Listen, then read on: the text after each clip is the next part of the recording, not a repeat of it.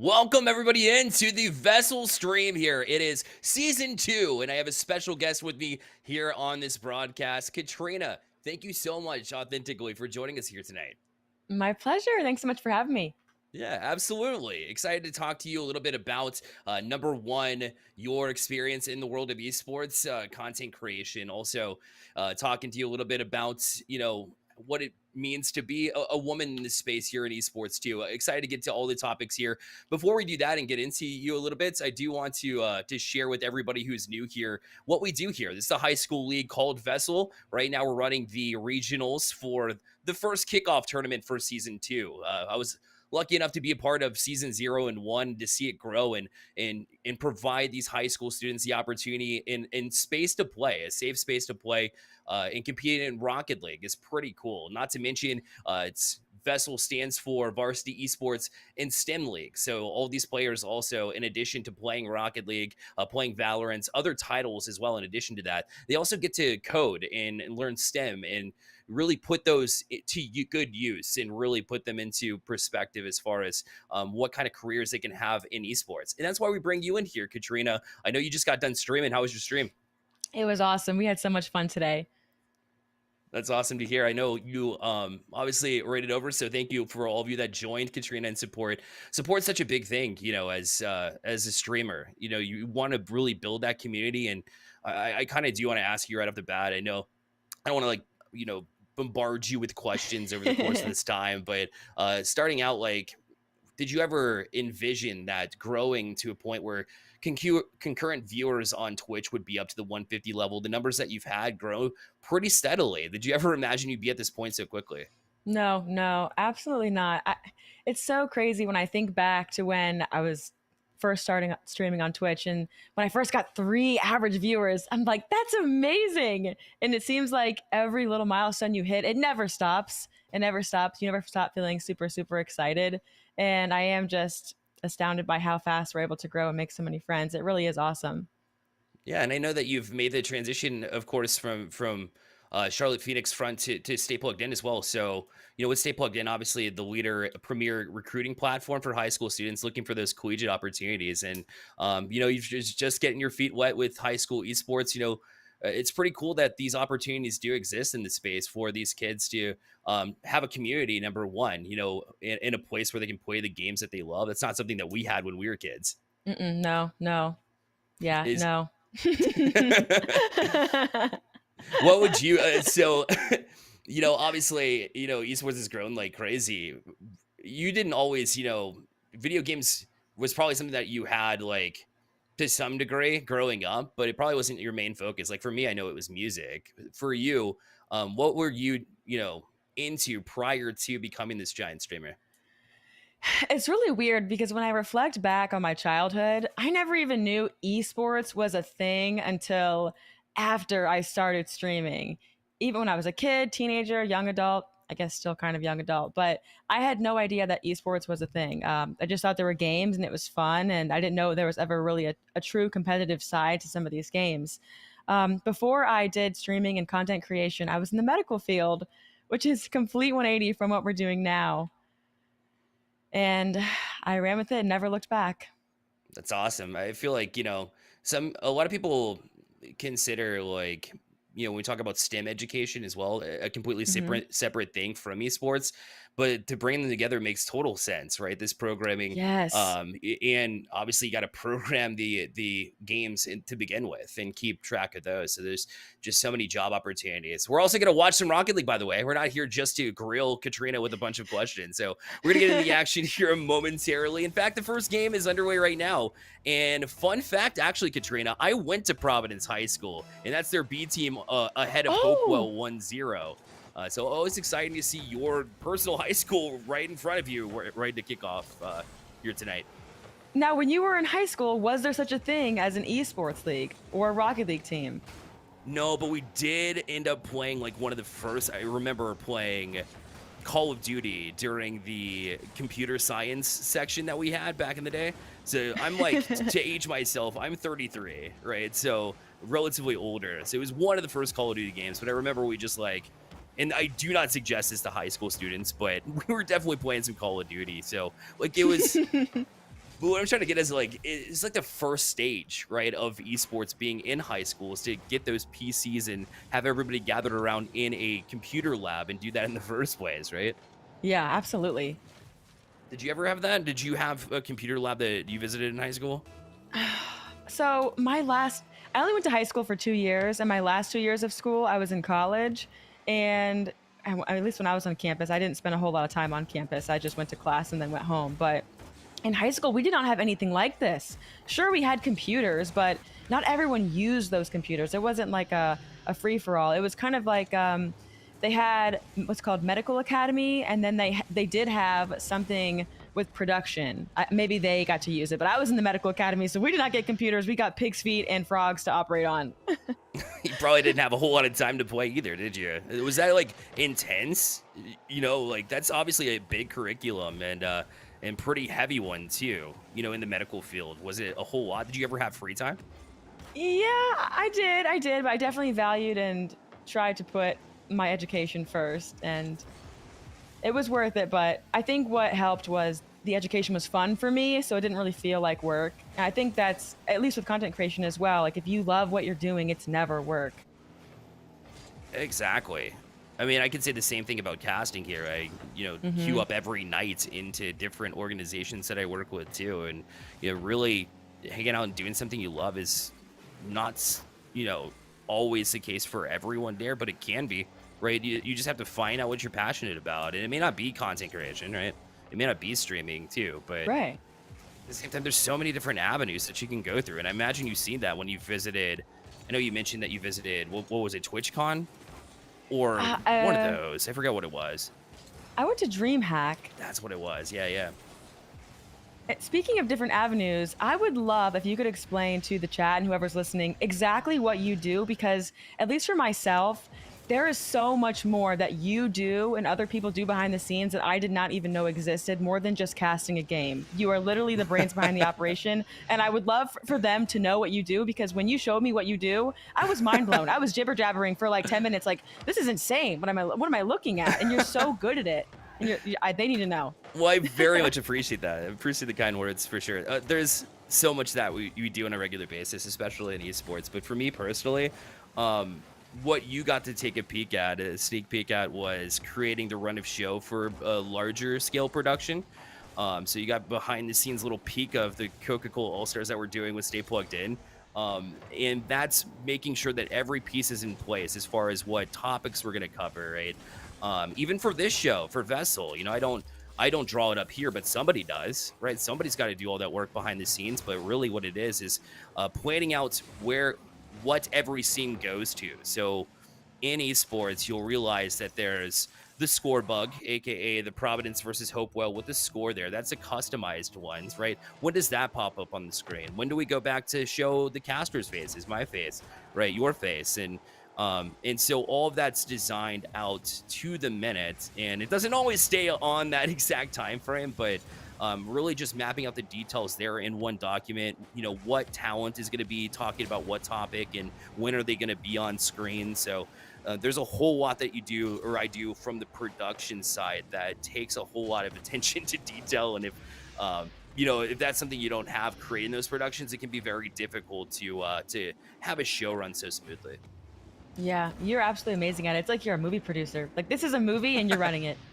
Exactly. No, honestly, because you think about it, like even inside games, right? It's like, you have the pre-show, which is like, that what some people would consider like boring part of the movie, right? When you're starting off the movie, it's just getting the details, really building that story up, and then executing on the gameplay itself is like the climax, right? Or the match, right? Especially when it gets to those big points at the end. So that's actually a very good parallel to pull there. Hmm. Other than that, though, when we talk about what I do, I'm also, booking talent for the shows too. In addition to that, so making sure like deals not only are agreed upon, but that the talent gets paid out on in a timely manner. All of this stuff is considered. So there's a whole lot that I do behind the scenes. But I know you have a lot coming up too. I mean, for you as a content creator, I just saw that you got some big plans coming up, and it's even this month coming up soon. It's the tell us a little bit about it. Oh, what month is it? November? It is, yeah. I'm trying to think what exactly is happening this month that you are referring to. Great question. I think it's like the Twitch content stream thing. I know you did like a streamathon not too long ago. I thought it was Are you something talking about similar to that, right? the hype challenge? Yes, the hype challenge. Yes, yes, Oh, yes. okay. Yes. We are in the middle of the hype challenge right now. Twitch has selected about 900 Twitch partners and I think 4 Twitch ambassadors to partake in this current program that they're running from November 6th to November 17th, where basically bits and subs count as experience points, and the amount of experience points directly correlates with prizes that Twitch gives out. And so some of those prizes can go up to like a $500 Delta voucher. Some of them are like Oh, 2 nice. TwitchCon tickets and hotel accommodations, and even as simple as like an Amazon gift card. So we've been doing like kind of a subathon type thing, but no timer, but really long streams. And most of the prizes that we're receiving from Twitch, we've actually been giving back to the community. So that's been really fun. Feel free to stop around because tomorrow we're doing marbles for lots of $20 gift cards too. It's super, super awesome and fun. Nice. For those of you just joining us, we are talking to Katrina here in the chat. For the first hour segment, we get to hang out and learn a little bit about content creation in general. And right now you see Providence going to take that first win. They'll be up 1-0 in the series, 5-3 victories. So they're looking pretty strong to kick things off against Hopewell. And I mean, Hopewell did play pretty closely there too. I believe we got to see a little bit of them yesterday. If not, we'll get to see a little bit more of them. But we're transitioning over to Palisades versus Olympic right now. Still dead even here at 0. And 2:50 left on the clock. I mean, still plenty of time for both of these offenses to come alive, but looking pretty stagnant right now. Katrina, back to a little bit of the content as well. I know starting up, it can be very difficult. It's difficult to really, when you're looking at 0 viewers, 3 viewers, 5 viewers, when you're brand new to the streaming space, it's very difficult to try to put that out of your head. And, if you have a bad stream and your numbers are down, that's very difficult to kind of deal with. How do you really approach that if you're seeing a stream of yours that's like not as strong as it could be? Yeah, that's actually something I'm so excited to talk about. Not excited, but something I can definitely speak well about. Sure. So that feeling of the viewers going down or feeling like no one's watching, feeling like it's a bad stream, that feeling never really goes away. At least speaking for myself and my friend who also plays Rocket League and streams Rocket League, Jamaican Coconut, he has the same problem. Sometimes you have to keep the viewers turned off. I know you don't want to. You want to see how you're doing, but you have to be able to entertain a stream of one person or 1,000 people the same. I know if I look at the viewers and it's not what I expect it to be, I will get sad. I'll get quiet. My gameplay will go down. I'll be a little like thinking like, what's wrong with me? Why doesn't anyone want to watch me, hang out with me? And you cannot do that. And you want to, and you cannot. If you have the option, you're starting off streaming, do not look at the numbers. I think someone told me that Mr. Beast's first 20 YouTube videos had like 0 views. And now he's one of the most subscribed to creators on YouTube. So you have to start from somewhere, and you cannot get down on yourself, nor can you ever compare yourself, because we're all on our own journey. That's so true. You could be on different steps of the process too. I know it's all, I want to call it a meme, but it's like a photo, with caption photo that's like, it's Jeff Bezos sitting by himself with the Amazon is like written on the side of the wall. Have you seen that? No, I haven't. Okay, but it's like don't judge people based on where they are, right? Because being in an empty room by yourself with Amazon like drawn on the wall, like hand drawn, now look where they are today, right? Don't judge yourself, right? It's very hard to do too. I know I struggled with that too, but when it comes to the numbers being down, you brought up an excellent point. Like it can feel like a self-fulfilling prophecy if you do look at the numbers, because then you do get in your head, you get like upset. It's human nature. Anybody would, right? And then that's when you start acting a little bit, less excited, less enthused, and the numbers are going to go down. Guess what? Even lower, right? So you brought up an excellent point, and keeping that energy is not always easy either when you're at that low number.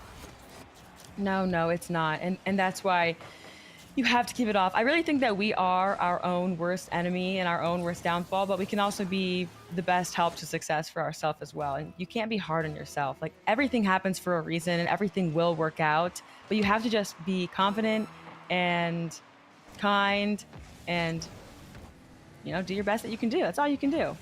Just relax. Have fun with the journey. Right now, 2-0 here in this game. Olympic up 2-0, make it 3-0. They also have that 3-2 advantage. We're getting word from production that, unfortunately, basketball practice got in the way of the third for Palisades. So, school events, perhaps we will excuse it. Not sure. But either way, Olympic does take the lead, as we expect, in a 3v2 scenario, too. And when we talk about, content creation, you're building your own brand, too. I know it's something that we discussed in the past. And social media is a big part of that. And there's different ways that you can get involved. I know when I was in high school, I wasn't exactly thinking about social media 24/7, but it is an important part to kind of build your brand. So talk a little bit about the importance of social media. I think that's something I'm actually still working on, is building my brand. That's something that I don't know if it will always be evolving, but it probably will, because I think as humans, we at least grow and evolve as creatures. But I think social media can be very overwhelming if it's not just for fun. If you're trying to do entertainment, content creation, etc., social media as a career and as a hobby as well, but especially as a career, you can get extremely overwhelmed by how many platforms there are. There's Twitter, and then they made Threads, and then now it's X, and then they have TikTok and YouTube, and then there's so many social media apps that you have to keep up with nonstop. You really just have to. Of course, it's important to have, what's the word I'm looking for? It's important to have. I'm just going to use the word profile, or oh my gosh, Bear, what's the word I'm looking for? Like a presence. Yes. A social media presence, if you can. It's not necessarily required, but if you can, it can certainly help you succeed in that kind of profession. But you cannot get overwhelmed at first. You cannot be posting 7 TikToks a day and 3 YouTubes and 5 tweets and you're having a subathon, and then you're doing a YouTube live stream. You'll just burn yourself out, and you have to really take it one day at a time. And as soon you will be able to maximize the efforts. Like my friend Joe, he does post like several TikToks a day. He posts a YouTube video every single day. But when you first start out, you cannot have yourself to crazy expectations for people that have been doing this for years and years and years and years. But it's certainly important to be mindful, especially to what you say on the internet. You cannot go badmouth people. You cannot do crazy things. You have to be somewhat professional, even in this kind of a career, because it's still a profession. Honestly, it really is. Like, it may not feel like a job, but at the end of the day, it is, a business after all. If you're earning your income this way, you definitely want to be professional in that sense. You don't want to burn bridges, number one. So, no. Yeah, I think it's completely accurate. When it comes to social media, too, you made a great point when you said, you don't want to overwhelm yourself at first by putting out multiple content or like multiple pieces of content through multiple different platforms all at first. To focus, that is important, because you hear it all the time, right? In esports, in creating content, where it's, you have to be consistent. You have to put out videos daily, right? Especially if you're on YouTube, you have to put them out daily. But really, when you're starting off, that's just playing. It's going to exhaust you. You don't have that practice. You don't have that stamina yet, or maybe you don't, right? So that it can be difficult to try and, only take what you need from what people are preaching to you on a regular basis. Yeah, it absolutely can. Especially, I feel like when I go on TikTok and at least short form social apps, all I see is, here is advice. Here's how to grow your following. Here's how you can get more followers. Are your views down? Here's what you can do. And of course, like, content creation advice is always, somewhat useful and relevant, but I think it can be extremely overwhelming. I didn't even have a Twitter until like a year ago. I think maybe like Fisher told me. That's also someone in the Rocket League space. Like, he's like, you don't have Twitter? You're not networking. What are you doing? I'm like, I didn't even know that we use Twitter for this. Like, I don't have a Twitter. So it can definitely be overwhelming trying to talk and communicate. But I think that one thing that you can do with social media, that besides using this as a career, it's how you can connect with your audience. If you have an audience, that is how you can connect with them. It really is. And you have to be wary of which social media you're trying, or which platform rather, that you're trying to use for what it is you're trying to accomplish. For me, a caster, obviously Twitter can be used for promoting which casts you're going to be on, therefore receiving a little bit of support. But on TikTok as well, if you are looking to be discovered, that's more less informational and more so for discovery, right? So that's not a place where, or an avenue that I'm pursuing super heavy, right? It's more so the Hmm. Twitch, the Twitter. So you don't Right. necessarily in every aspect of esports need to rely on social media, just to make that clear. So those are like some of the things that I can kind of speak to, but Hmm. it's an interesting point because, here TikTok is all about discoverability, and so from your perspective, what platforms are really your strongest, and which ones are you like looking to pursue most for in content creation? Is it all the above? I was actually going to ask you the same question, but I think I'll ask you after I give my answer. Sure. Yeah, I'll give you Um, mine. Yep. Go ahead. so, regarding discoverability, I think you were right on that front about TikTok.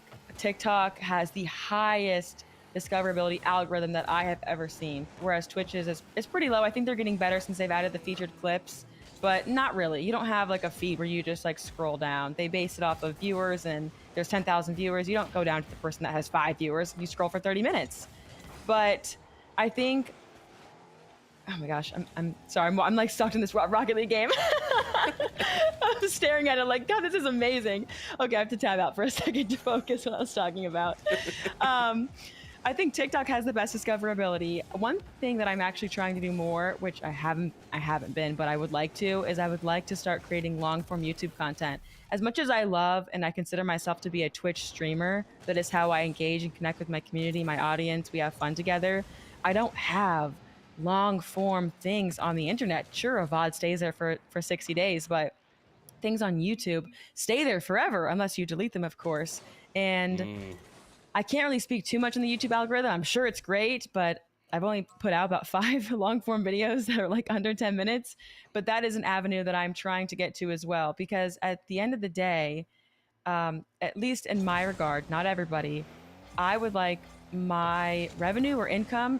I would rather have it be pushed out from YouTube ads where people can subscribe for free mm, versus how perceive most of my revenue now is from people in Twitch. People being so kind and generous, giving tips and donos and bits and subs. And I would love to not have to rely on other people in that sense and be able to mm-hmm. post the same kind of long content and generate revenue from advertisements and sponsorships and organizations like that. And that's something I'm definitely trying to work on. And hopefully in the next year, I'll be able to outsource some positions to be able to create that kind of content and longevity on the online space. That's such great insight for me. Thinking about Twitch, it's not 100% sustainable. I mean, it is if you're a ninja or like a top level creator, and which is a very low percentage. Honestly, it's very difficult to get to that place. But yeah, you're right. It's scary. It's actually kind of scary not knowing where your money's going to come or how much it's going to be on a consistent basis. And sure, with content creation, it's never truly going to be the same every single month, but you're absolutely right. I mean, with Twitch, you should be more focused in engaging your community, in my opinion, right? It's just all about Mm-hmm. talking in being able to connect one-on-one, have those conversations. You said it best when you talked to me just a few months ago when you were saying, it's like, hey, what did you have for lunch? Hey, not much, right? You're just literally building friendships-ish, right? Obviously, you have to be wary about people on the internet, but to some degree, you're building that community up. Yes, absolutely. There's no place like it. It is like you're just basically FaceTiming people all day, hanging out with your friends. Like you're in a group FaceTime. It's great. It really is. No doubt. I think people take it so serious, and I think that's one thing that I've recognized in the last few weeks. I'm sorry, I didn't mean to even speak over you. I just started talking. You're good. No worries. This is what it's all about. The Go for it. last few weeks, I feel like I've somehow been pushing myself in a streaming in a way that's I'm losing the streaming and content creation as fun and making it more of a job. And I'm trying to reflect back on when I first started and think about how fun this actually is. And I think what helps me do that is not just playing one game all stream, but doing events like this, like the hype challenge. Like Mm. we do, like I dressed up as a hot dog yesterday on stream. It was hilarious. I put rave goggles on and played EDM music, and I put a rainbow filter on my OBS, and we were just bopping out for like 10 minutes. And things like that are fun and spontaneous and silly and goofy and embarrassing. You can really connect with people in a different way than just, sure, you can grind a game all day. And I do that all the time. But sometimes when I'm just grinding away, I'm too focused, and it's important to have fun. That was just self reflection there. It is. And speaking of connecting with the chat as well, Rux joins us from Katrina's chat and says, maybe this, let's talk about the struggles or benefits of working for yourself. Obviously, you're not working for the man, right? You're not working for a boss per se, right? To some degree, there's people that you'll always, if there's organizations or sponsors, but I'll let you touch on it more so. What are some of those benefits, some of those struggles um, for working for yourself? Okay, that's a really great question. I'll certainly start with the benefits. The benefits, I wear pajamas all day. Oh, wait, well, that's working from home. Also, it could Working. apply to both. It could apply to both. Okay, working for yourself. Oh my gosh. I don't even want to say that there's more bad things than good because I'm sure there are like 1,000 great things, but some Sure. of the bad things, like, yeah, you don't have a lot of deadlines for things, but you push yourself so hard. I never stop working. And this could be a subjective thing for myself. Maybe it's not all creators. And I'm sure one day I'll be able to grasp this concept better. But I wake up and I do work all day before I stream. I make TikToks, I make videos, et cetera, et cetera, et cetera. I plan the content out. And then I stream all night till 1 a.m. And Mm. I never stop working. Literally, you never, there's always a TikTok in my head. This is not the way you should be thinking. If you're trying to get in content creation, do not listen to me.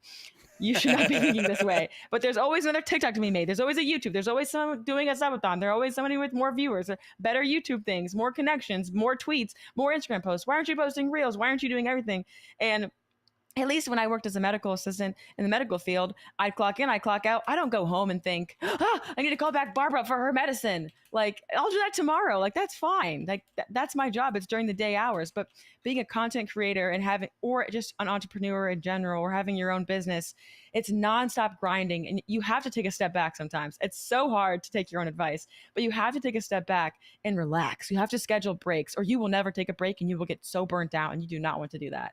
Is there an example that you can think of where you've gotten too burnt out? I imagine that the what was it, the streamathon that you did, or subathon rather, back in the day. I'm sure that was maybe one of the examples of that. So that had so many pros and cons. I absolutely loved doing that, and maybe one day I would do it again. But there were nights that I would go in bed after subathon and I would cry because I missed my family. I'm like, I haven't seen the outside world in like months, and like there's no breaks. I think that people do take breaks during subathons, and I just Yeah. didn't. Like I had friends that they're like, I'm going to the gym, I'll be back. Like, I never went to the gym. I woke up here 7 a.m. We're watching Gordon Ramsay, and then we're playing Rocket League, and we're eating sloppy joes without our hands, and we're eating sloppy joes blindfolded, and we're painting Bob Ross, and like just full grind mode. And you have to relax. If you would give the advice to your friend of, hey dude, you're working way too much, you got to just take a breath, like let's go take a walk, let's go have a snack. If you would give that advice to your friend, you need to take that own advice. And that's something that I'm definitely working on. We all have different things that we're working on, and I struggle with that as well. Taking my own advice is not something that I do on a regular basis, but you should practice it. You viewers at home, I see everybody else with their questions too, and I'll get to all of them as well. But we're going to take a quick break. We have Katrina here with this special guest, and she'll be back with us here after this quick break. Don't go to her.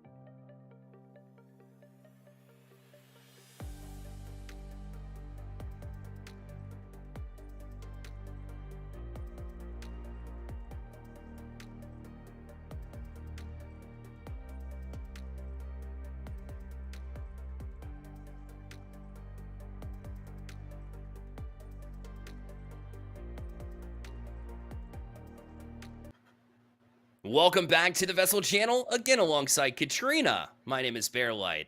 Katrina, we were talking a little bit about you as a content creator here, and I kind of want to bring us back in with the same conversation we were having, because it was Bobby Boy here in chat as well that brought up a good question, which is, you were talking about how full-time job, you come home, like there's not much extra time to deal with. So let's just hop right into his question, which is, how do you balance a full-time job with streaming?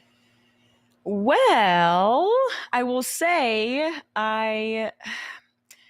although I do work with Stay Plugged In brand, I wouldn't say it is as difficult and long hours and tasks as an actual full-time job. I only streamed on Twitch with a full-time job from August 28th, 2021 until January 7th, 2022. So September, October, November, December, January, like 5 months. But I also wasn't doing content full time. I didn't even have a TikTok, I don't think, at that time. I didn't have a YouTube, and I was streaming on Twitch for 3 days. I'd get off work at 5 and I'd stream from like 7 to 10. I think that was doable and it was fun. And you don't have to go full grind mode if you have a full-time job and this is something you're trying to pick up as a hobby or a potential career. You don't have to be grinding and streaming every single day. There's many successful content creators out there that stream, that have huge followers and viewers and everything like that, and they have another job. They have a real job that has nothing to do with content creation at all, and they're completely successful at it, and fine. You just have to figure out exactly how to divvy out your time and, again, not burn yourself out. Yeah, it's a solid point. Let's get into a little bit more of the Rocket League as well. It looks like we have our first game. It is Lincolnton A facing off with North Lincoln B.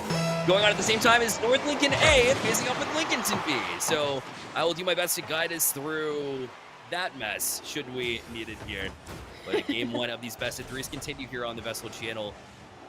And for me, kind of piggybacking off of what you said, as a caster, and I have other responsibilities, as you heard, from production and drawing up running shows and all of that good stuff. And, actually my stream numbers have never been better since when I started to go basically full-time in casting instead, and then go to my personal channel and work with Rizzo, JamesBot, and them. Right, so I don't stream as often. I don't stream like 5 days a week. Instead, I'm only streaming like once every month, but my numbers have never been better. And sometimes it's just that the right opportunities are really what you should be looking for, rather than quantity. Sometimes it's quality of streams too. Mm-hmm. Yeah, absolutely. I completely agree with that. Are there any opportunities that you can think of? Obviously, you make your connections at DreamHack, but then, like, I know for you, it's pretty regular of a stream schedule there. So for you, you're putting out content pretty frequently. Is there one social media platform in particular? You said that YouTube, maybe long form content. That's what you said you were working on. When I say working on, I mean I aspire to work on. It's kind of on my to-do list. I think right now, because I'm able to put myself at a point where I can be relatively financially stable, because I'm not a professional editor, I would like to seek out outsourcing positions like that to help my business and my content creation go.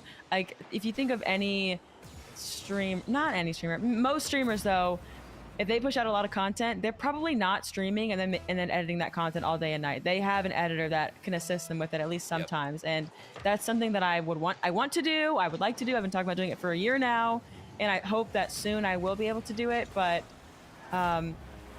yeah, I think that would also help with the burnout. I'm not even sure what your original question was, but that's something I want to do with YouTube. It's all about the outcome, which is great advice, and that's what you gave. So I know you talked about, in addition to multiple platforms, also exploring multiple games, like, and not putting all your eggs in one basket necessarily. Rocket League obviously is it's not exactly what got you started either. I know you were streaming Fall Guys for a long time in your inception, so you made the switch to Rocket League at some point. So talk about variety streaming in general, right? What are some of the benefits? What are some of the drawbacks to trying to become a variety streamer too soon? Talk a little bit about that as a whole. Yes, I'm a little hesitant because I don't want to give anybody advice that could be wrong, but I'm only Sure. speaking on my own personal opinion and perspective and situation that has happened to me. Yep. I started originally streaming Fall Guys. I love playing Fall Guys. I thought it was fun. I thought it was wholesome. It was easy. I thought I was really good at it. I was clipping on little kids. and about 2 months after I started Fall Guys, I started Rocket League November 2021. And when I first tried Rocket League, I didn't really like it that much. It was too hard. It was horrible. I was stressed out. I think I took like a week break and I tried it again and again and again. And eventually I fell in love with it and I really started to like it. But I've started to realize over the last 2-ish years of streaming that there are other games that I like to play. And one thing I have been afraid of in the past year or so that I've started to realize is that I don't want to be someone that is stuck in one game. And that people can be stuck in one game. They can love one game with all their heart. They don't have to stream other games or make content for other games, but I like playing other games. And I want people to like to also watch me and play with me in these other games and just chatting segments and reaction content pieces and things like that. So, if I could give myself advice starting over, I don't know if it would change, but I do know as of right now, I think I'm taking the best steps to try to branch out a bit. I'm afraid that, and it's not just Rocket League either. Our friend, I'm not sure, you know who he is, Joe Woe. Is that how you say his name, Woe, Yeah, in yeah, Charlotte? Joe. Mm-hmm. He tweeted the other day too, like he plays Call of Duty. He loves the shooter games, mostly Call of Yep. Duty. And he tweeted something about like trying Apex or some other shooter game, which is outside the branch of Call of Duty, and how happy and fortunate he is to have other people follow him to different games. I want to be able to have that too. Sometimes, even at his level, he streams to like thousands of people. If you, again, subjective from my own opinion and experience, but Sure. if you just stay streaming on one game, people may tend to just like watching you watch that game. I would like to build a community that likes to watch me and hang out with me no matter what we do. And I know the viewers will go down. I know I will not get as many subs. I know that for a fact. And it stinks, but it is what it is. People want to watch Rocket League or they want to watch Call of Duty. They don't have to watch you switch to a different game. But I do think that after you've established a small base, a community of people that genuinely like you for you and not just a game, whatever that game may be, I Mm. do think you'll feel more comfortable moving on to playing or streaming any other game, just chatting, IRL streams, cooking streams, anything like that. So, yeah. Makes sense. Makes sense. Actually, Rux asked a excellent follow-up question. Was it scary when you decided to attempt it for the first time and you see those numbers dip? Is it like, did that convince you that maybe it wasn't a good idea at first, and then you had to kind of talk yourself out of that, or how did you continue to pursue that even though you saw the numbers fall during your subathon? For a long time, especially when I was peaking during those subathon days, I would get into having like sometimes 200 average people in Rocket League. And there were times that I would switch games and there'd be 40. And again, I don't like to look at the numbers, but of course I was guilty of it. I try not to do it now, but it makes you feel devastated. It makes you think, Mm. why would I want to stick to this other game that no one likes to watch? They don't like to watch me. I'm boring. I'm not talking. This is stupid. Like you're just down on yourself. And you just gotta keep sticking with it because there are people that we play marbles, we play Suiki game, we play Apex. Suiki game is the watermelon game. We do Drawy, we do charades, we do Fall Guys. Like, no, it will never be as high as Rocket League. Like maybe one day, but in the beginning, it certainly will not be because people always know you for one specific game. You switch games. That you just can't take it personally. They like to watch Rocket League. They like to watch Call of Duty. Maybe they don't want. Maybe they have a hate against Apex Legends. You can't blame them for that. You'll find your people and they'll follow you wherever you want to go. You can't be discouraged when there are less people, there are less chatters, there are less subs rolling in. That doesn't mean that you are a bad creator and it is boring. It just means that it's different and you're branching out. It's something new, and you're testing the algorithm, you're testing the waters, and you're testing what yourself and your audience likes. Everybody fails, right? For me, when I was streaming back in the day, I played Rocket League, and Valorant came out in 2020. I think it was a beta. It might have been the full version came out 2020, but either way, I tried streaming it, right, in Valorant, and I was awful. And so, like, I was in my head, and I wasn't engaged in the chat, and I was just super sad and mad, and all the emotions were coming up. And but then, like, I had some members that were always around for Rocket League. They followed me and were still chatting with me through Valorant, right? And it Mhm. encouraged me to you know realize that even though I was playing poorly, the chat would come in and they would make fun of me, and then I would be all upset. But then I realized it's actually kind of funny, right? How bad I was at the time. And now looking back and being well, not a good Valorant player, but a decent one. Everybody starts somewhere, I guess is the point I'm trying to make. And you can't get discouraged. Everybody fails, and you're going to find a way to break through. Everybody does, as long as you just keep at it. Absolutely. You cannot stop. Cannot stop, and Super Duper Aaron is not stopping right now. I mean, he's been popping. I don't know if you've been watching this game. I know you said you minimized it earlier, perhaps, but flip reset after flip reset. I'm sure he's got like 6, 7 of these 9 goals for Lincolnton A, so he's been an excellent player. Which, speaking of which, it takes time to get really good at a game too. And for you, you've hit champ once or twice in Rocket League, right? Talk about your experience grinding through there, because you said it wasn't easy at first. You said it yourself. Definitely. I have hit champ once. I have deranked down a bit. I'm hoping one day I'll be able to improve, but Rocket League is super, super fun, and the experience, that's one thing that I love about Rocket League that I haven't really found in another game. The skill ceiling for Rocket League is so high, ever evolving, and never really ending.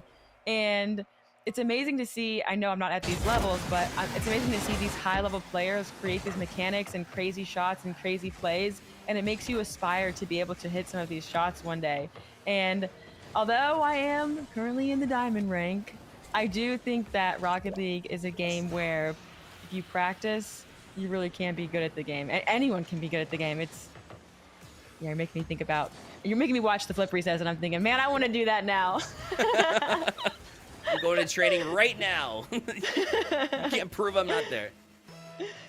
That's excellent. They've put in so much time and effort too, and so some of these players are at that diamond level, if not a little bit lower too, right? They're in their learning process, learning how to play the game. And, you know, like we mentioned, it's not necessarily they're playing the game in high school, therefore they're going to be a professional if you keep trying. Like, not everybody's going to make it that level. God knows I've been trying for how many years? I think it was like 3 years when the game kicked off to try to go pro. And I got to the semi-pro level, and then it fell off from there. So, like, it doesn't always shape out that it's like what you imagine your career is going to be like either, because I imagine being, you know, a professional Rocket League star, but I don't think I've ever had more fun than me sitting here casting and getting to speak about a video game. So sometimes it doesn't necessarily show itself as what it is. Down the road, eventually it'll become something that you love. Yeah, and I wish we had a list of all of the, maybe you do have a list somewhere, all of the possible careers and avenues that you could take in esports, because there's more and more every single day. And you can be a pro player, you can be a caster, you can be behind production, you can be a streamer, and you don't even have to be great at the game, at least for the non-pro part. You can just love the game and be knowledgeable in the game and share content about the game and advice about the game, and it's so multifaceted, and it's literally any game, there's so many careers out there that you can do. It does not have to be one thing. I wish we need to get a cumulative list, Bear, and post that list so we can study it and share it. So I always encourage individuals to pursue college if it's right for them. It's not always the solution, but yeah, there's so many jobs out there. And I think my point is I have a couple of degrees, and so I've been able to construct I've learned how to basically master a spreadsheet, and therefore I'm able to master creating a running show. But you don't have to necessarily have that either. You know, if college isn't for you, and I suggest you at least give it a shot. But if it's not for you, I mean, there's so many different avenues too. Like, I know an individual at the company that I work for in esports, no college degree, you know, just got through high school, like scraped by, and now, you know, for the most part, I don't really want to like out them or anything, but like they are now pretty big time. So, you know, you always want to give yourself the best shot by trying new things, and I think it's very important that you don't stay in one basket. Just like we talk about games like Rocket League versus Valorant or other games that you want to try out, variety streaming is good, but also trying different avenues in esports. So like marketing, for example, or there's sales too, like trying to grab an organization to sponsor your stream. That's a job in its own right. Yeah. Marketing is like social media management. And graphic design goes without saying too. And programming, like we mentioned, a big one, part of the STEM Hmm. program here, and creating those games in the first place, or creating websites for a company that is also in esports is very important too. So I could go on and on about how many jobs and opportunities and level of education, and it doesn't matter. Like there's so many different avenues to pursue. Absolutely. And even though I went to school for medicine, I don't regret going because sure, my organic chemistry is not going to help me now in my anatomy and physiology, but those base core classes definitely did. Working a computer, the English literacy courses, these psychology courses, you're talking to people all day. There are things that even if, for my case, I'm not using the chemistry, but it was still a really awesome experience. I wouldn't change it any other way. It certainly helped develop who I am today. And if I didn't go, then I probably would never have been a streamer either because, the butterfly effect, everything happens for a reason. Facts. It's in high schoolers are gonna laugh at this one, but how to construct and answer emails in a timely manner.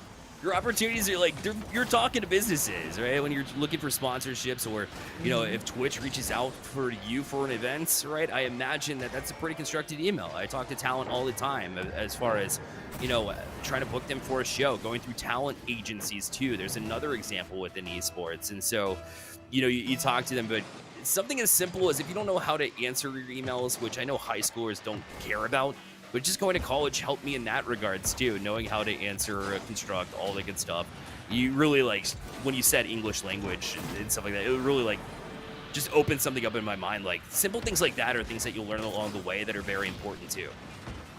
Yeah, absolutely. Absolutely. And I see Rux even just wrote in the chat, work ethic, very important. That is something that I think, of course, like a job taught me, but as well as school. Yeah, there are a lot of critical skills that are not just like science, math, English based that you learn from being around a group of people like that are like-minded. Extra Crispy Bad says, did you fail your English literacy class? I don't know if we want to keep that personal. No. He's just trolling me. Straight A's every time. That's what it was there. For Absolutely. sure. Absolutely.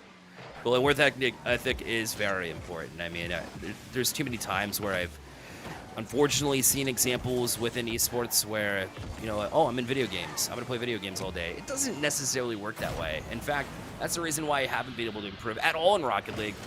I get to play still, yes, and it's fun being in esports, but at the end of the day, it's all about working. You can't just play your life away. I mean, unless you're on stream like Katrina. I'm joking, of course. Even then, though, yes, I do play games on stream, but I guess maybe one of the downfalls or realizations that I have is because I play so many games on stream, I don't really get off of stream and play games anymore. Yeah. I have in the past, and I still do get a couple Apex games here and there, but it's not like I get off stream and I'm like, yay, I can't wait to go play more games with people that I just got done doing for 7 hours. Yeah, so that is one thing that's definitely very interesting, but there's more to it than that for sure, in both of our lines of work. Yeah, I imagine. And obviously esports hasn't been the most welcoming in its infancy for women in esports too, and those opportunities. I mean, just look at women's carball, for example. There's, it wasn't exactly related, but maybe it was. And so I don't really want to speak to it because I don't know what happened there, but it seems like there have been issues in the past with toxicity. We know that's a fact. And it seems like it's getting a little bit better, but it's still there, right? So how is you as a female creator, what are some of the struggles that you've gone through, if you want to share any? Yeah, there's so many struggles. I'm sure that even men have their own version of struggles too that are just maybe similar but different. But Sure. I'm trying to think the struggles that bother me. I feel like I've grown a hardened skin, but at the very beginning of streaming, and especially playing a game like Rocket League where it's competitive based, Yeah. the thing of someone saying that you're boosted or carried, which this happens for men as well. I know that it does for sure. Because if you don't perform in one game, oh, you missed the ball. Boosted, carried. Like, bro, the boyfriend's under the desk playing for her. This is not her hands. Like, watch the camera. Like, I've heard 1,000 things like that before. And that kind of thing always used to bother me because I've tried to pride myself on, I'm learning. Like I'm doing this for me, and I'm not the greatest at it, but I'm definitely not cheating. So, and don't try to say you think I'm cheating because of my gender. That's absolutely Absurd. insane. But Absolutely absurd. Yeah. I try to just remember, no matter what anyone says to you in life, mean or for your career, for streaming, for gaming, it could be a random person in your Publix parking lot. I just try to remember this. There's a phenomenon, I don't even know the word, just that everyone is going through their own life and having their own problems, and that hurt people, and you can't take it serious. 9 times out of 10, it's not personal for you. Mm-hmm. The person's just having a bad day. You could literally be anybody in the entire world. You just happen to pop up for them, and they just chose to be angry. And that's okay. You have to forgive and forget. But there have definitely been some certain struggles as being a woman that I have not liked. Like, I'll try to keep this PG, but like sometimes you'll walk away on stream and people will clip recordings of you walking away because they want to look at your body in a weird way, and not just your face cam when you're playing a game. And sometimes I get up now and I like scurry out the door, or I slide in my chair because I'm like, I don't want some strange person doing some strange thing and I can't control it. So I'm sure that happens with men as well, but that's one thing that I've never experienced in the past, so outwardly strange and degrading. But I think that what's great is you can have moderation, and those moderators ban those people and they're gone. Yep. Bye-bye. See you later. Actually, no, we won't. We won't see you ever again. Get out of here. Yeah, that's absolutely fair. I feel that. And to sum it up in a very general sense, Extra Crispy Bat said, sometimes you have L chatters popping in, and that's 100% right. And that it does happen a little bit to everybody, but I would argue that it happens way more frequently and unnecessarily to the female individuals that stream on Twitch. So, I mean, shout out to you all for dealing with that and still doing great things. Yeah, I think one thing you have to remember is nobody that is confident and secure in themselves will ever have hatred towards anybody. Anybody that gossips or is rude or mean or says things like that, you don't care. Successful people don't care what other people are doing. They only care what they're doing. It doesn't matter. So if anyone says anything mean to you, I would never make fun of somebody that has one average viewer. Like, I would never make fun of anybody that is starting off from somewhere. Only somebody who's insecure in their own life is hurting you and making fun of you, and you just cannot take it to heart. It doesn't matter if it's about gender, game, skill.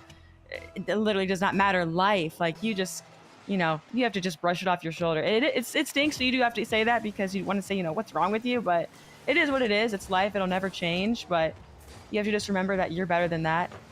Kill them with kindness. Yep.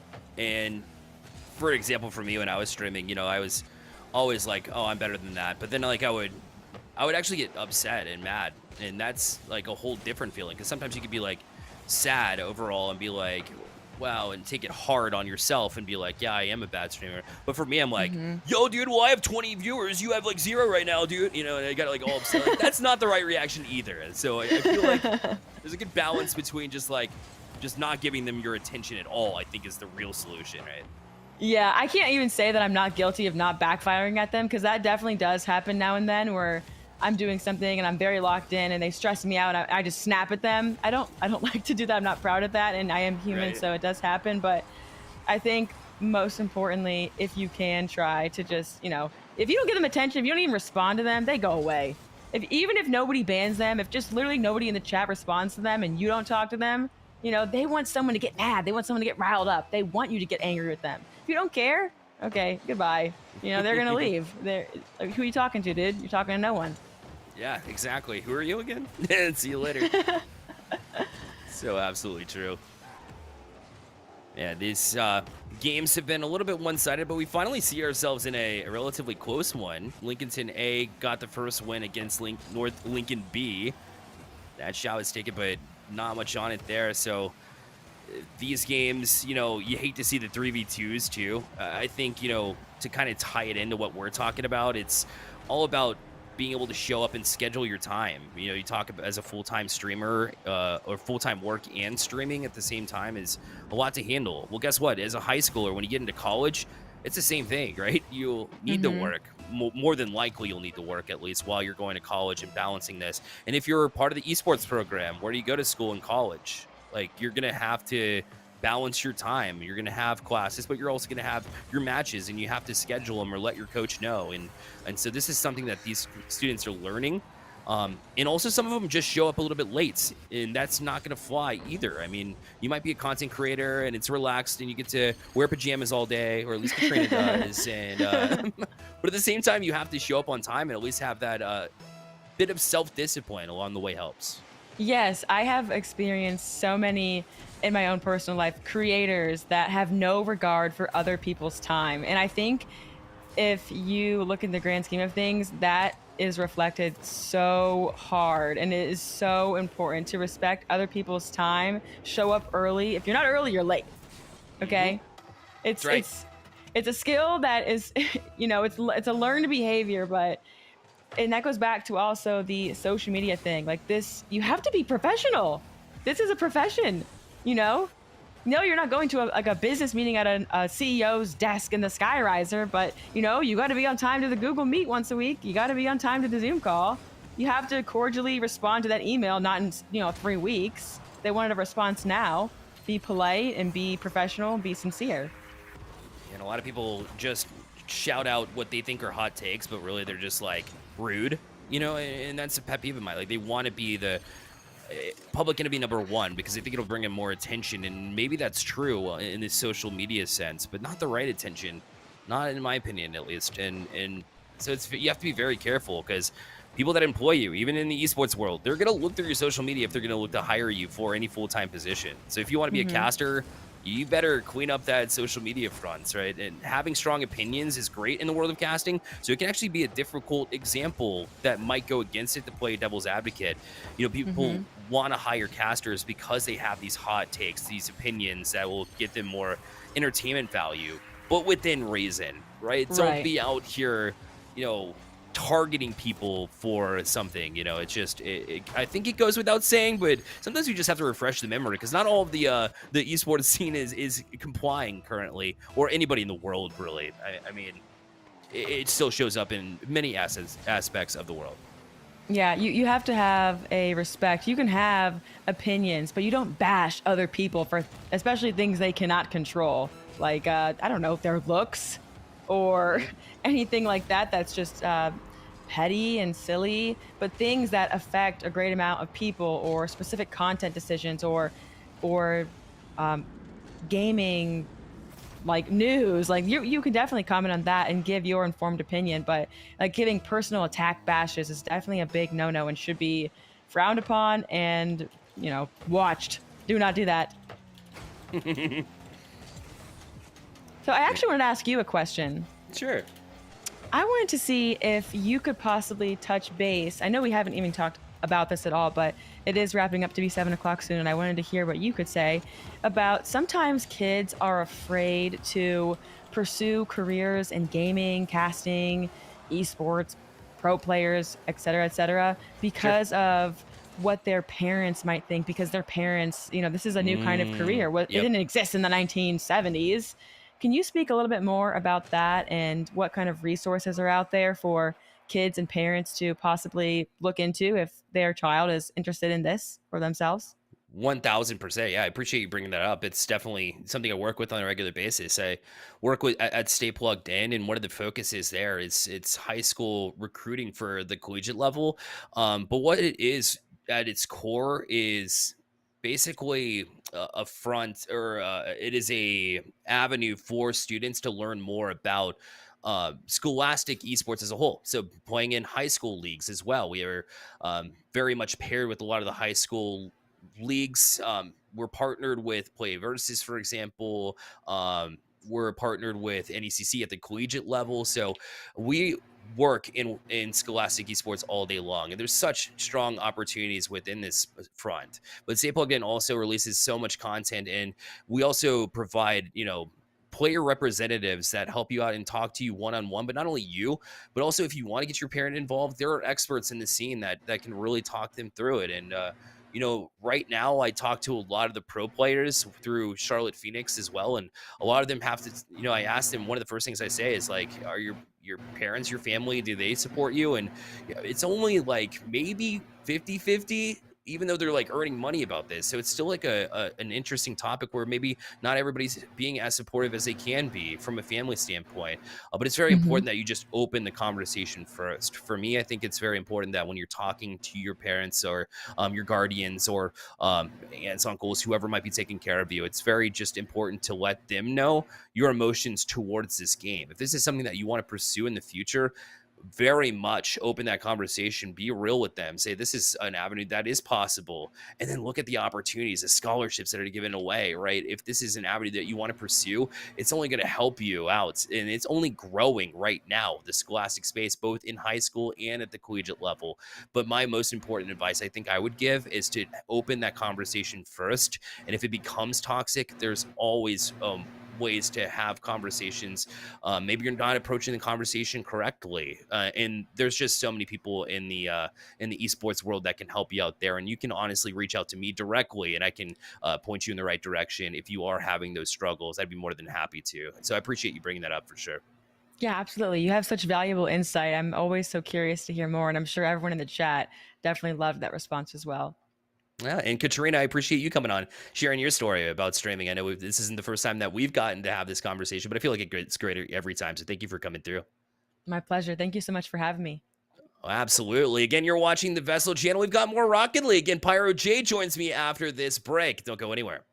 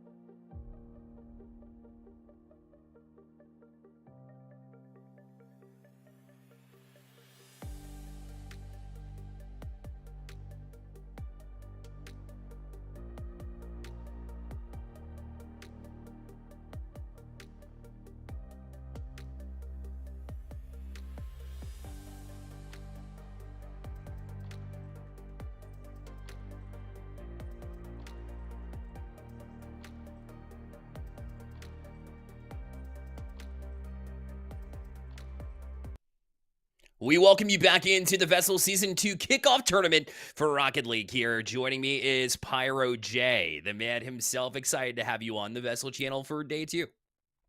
Excited as ever, Bear. I was on the GH stream for VESL yesterday, so I feel like I've been upgraded to VESL GG, and now that I'm alongside Bearlight, I mean, how much better does it get? Don't tell Chimako I said that, by the way. Lovely man, lovely individual. But yeah, it's been great tuning in to the high school action so far. We've got so many North Carolina high school teams of different calibers, different sets of passion here, and every single match has been a trip, Bear. It has been. It's been exciting to watch. Obviously, we got to talk to Katrina as well. There's more insight as well in coming into today. But yeah, watching and getting the first sneak peek of these Rocket League teams, right? These high school teams from North Carolina, for some of them for the very first time. That being said, we head into a CMS match right now, which is one of the pioneers, right? They kicked off the Rocket League scene here for VESL. And here's the group stage in which we show all CMS here, Group O and Group P. So that just shows you how many teams we've seen over the course of the couple of days already, Pyro J.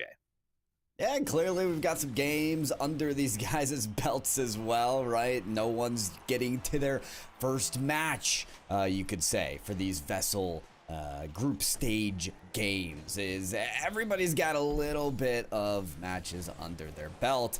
I know for sure that the Sad Gecko does. I was actually casting the Sad Gecko yesterday under Providence, and this is actually a player to watch.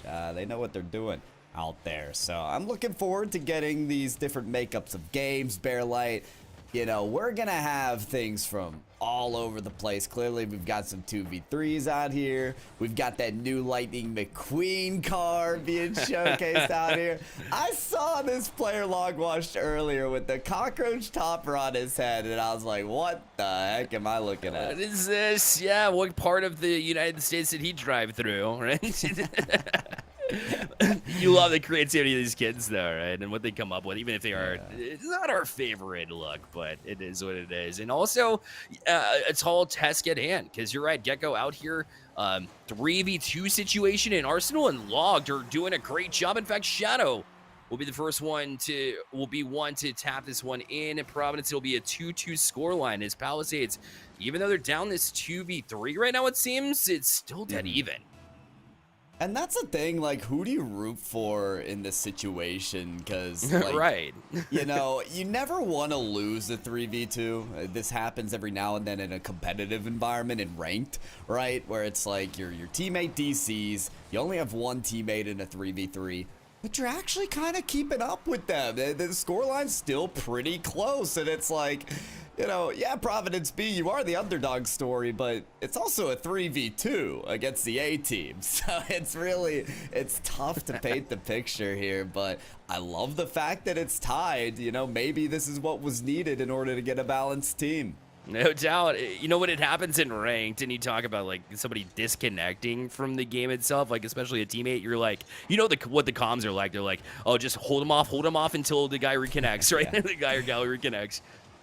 But yeah, right now in this situation, naturally, as you could imagine, Palisades third is not coming back from a disconnection, but they are going ahead right now. 3-2 is Arsenal just able to waft this one over the last defender and put them in the lead, into the driver's seat late into this game one.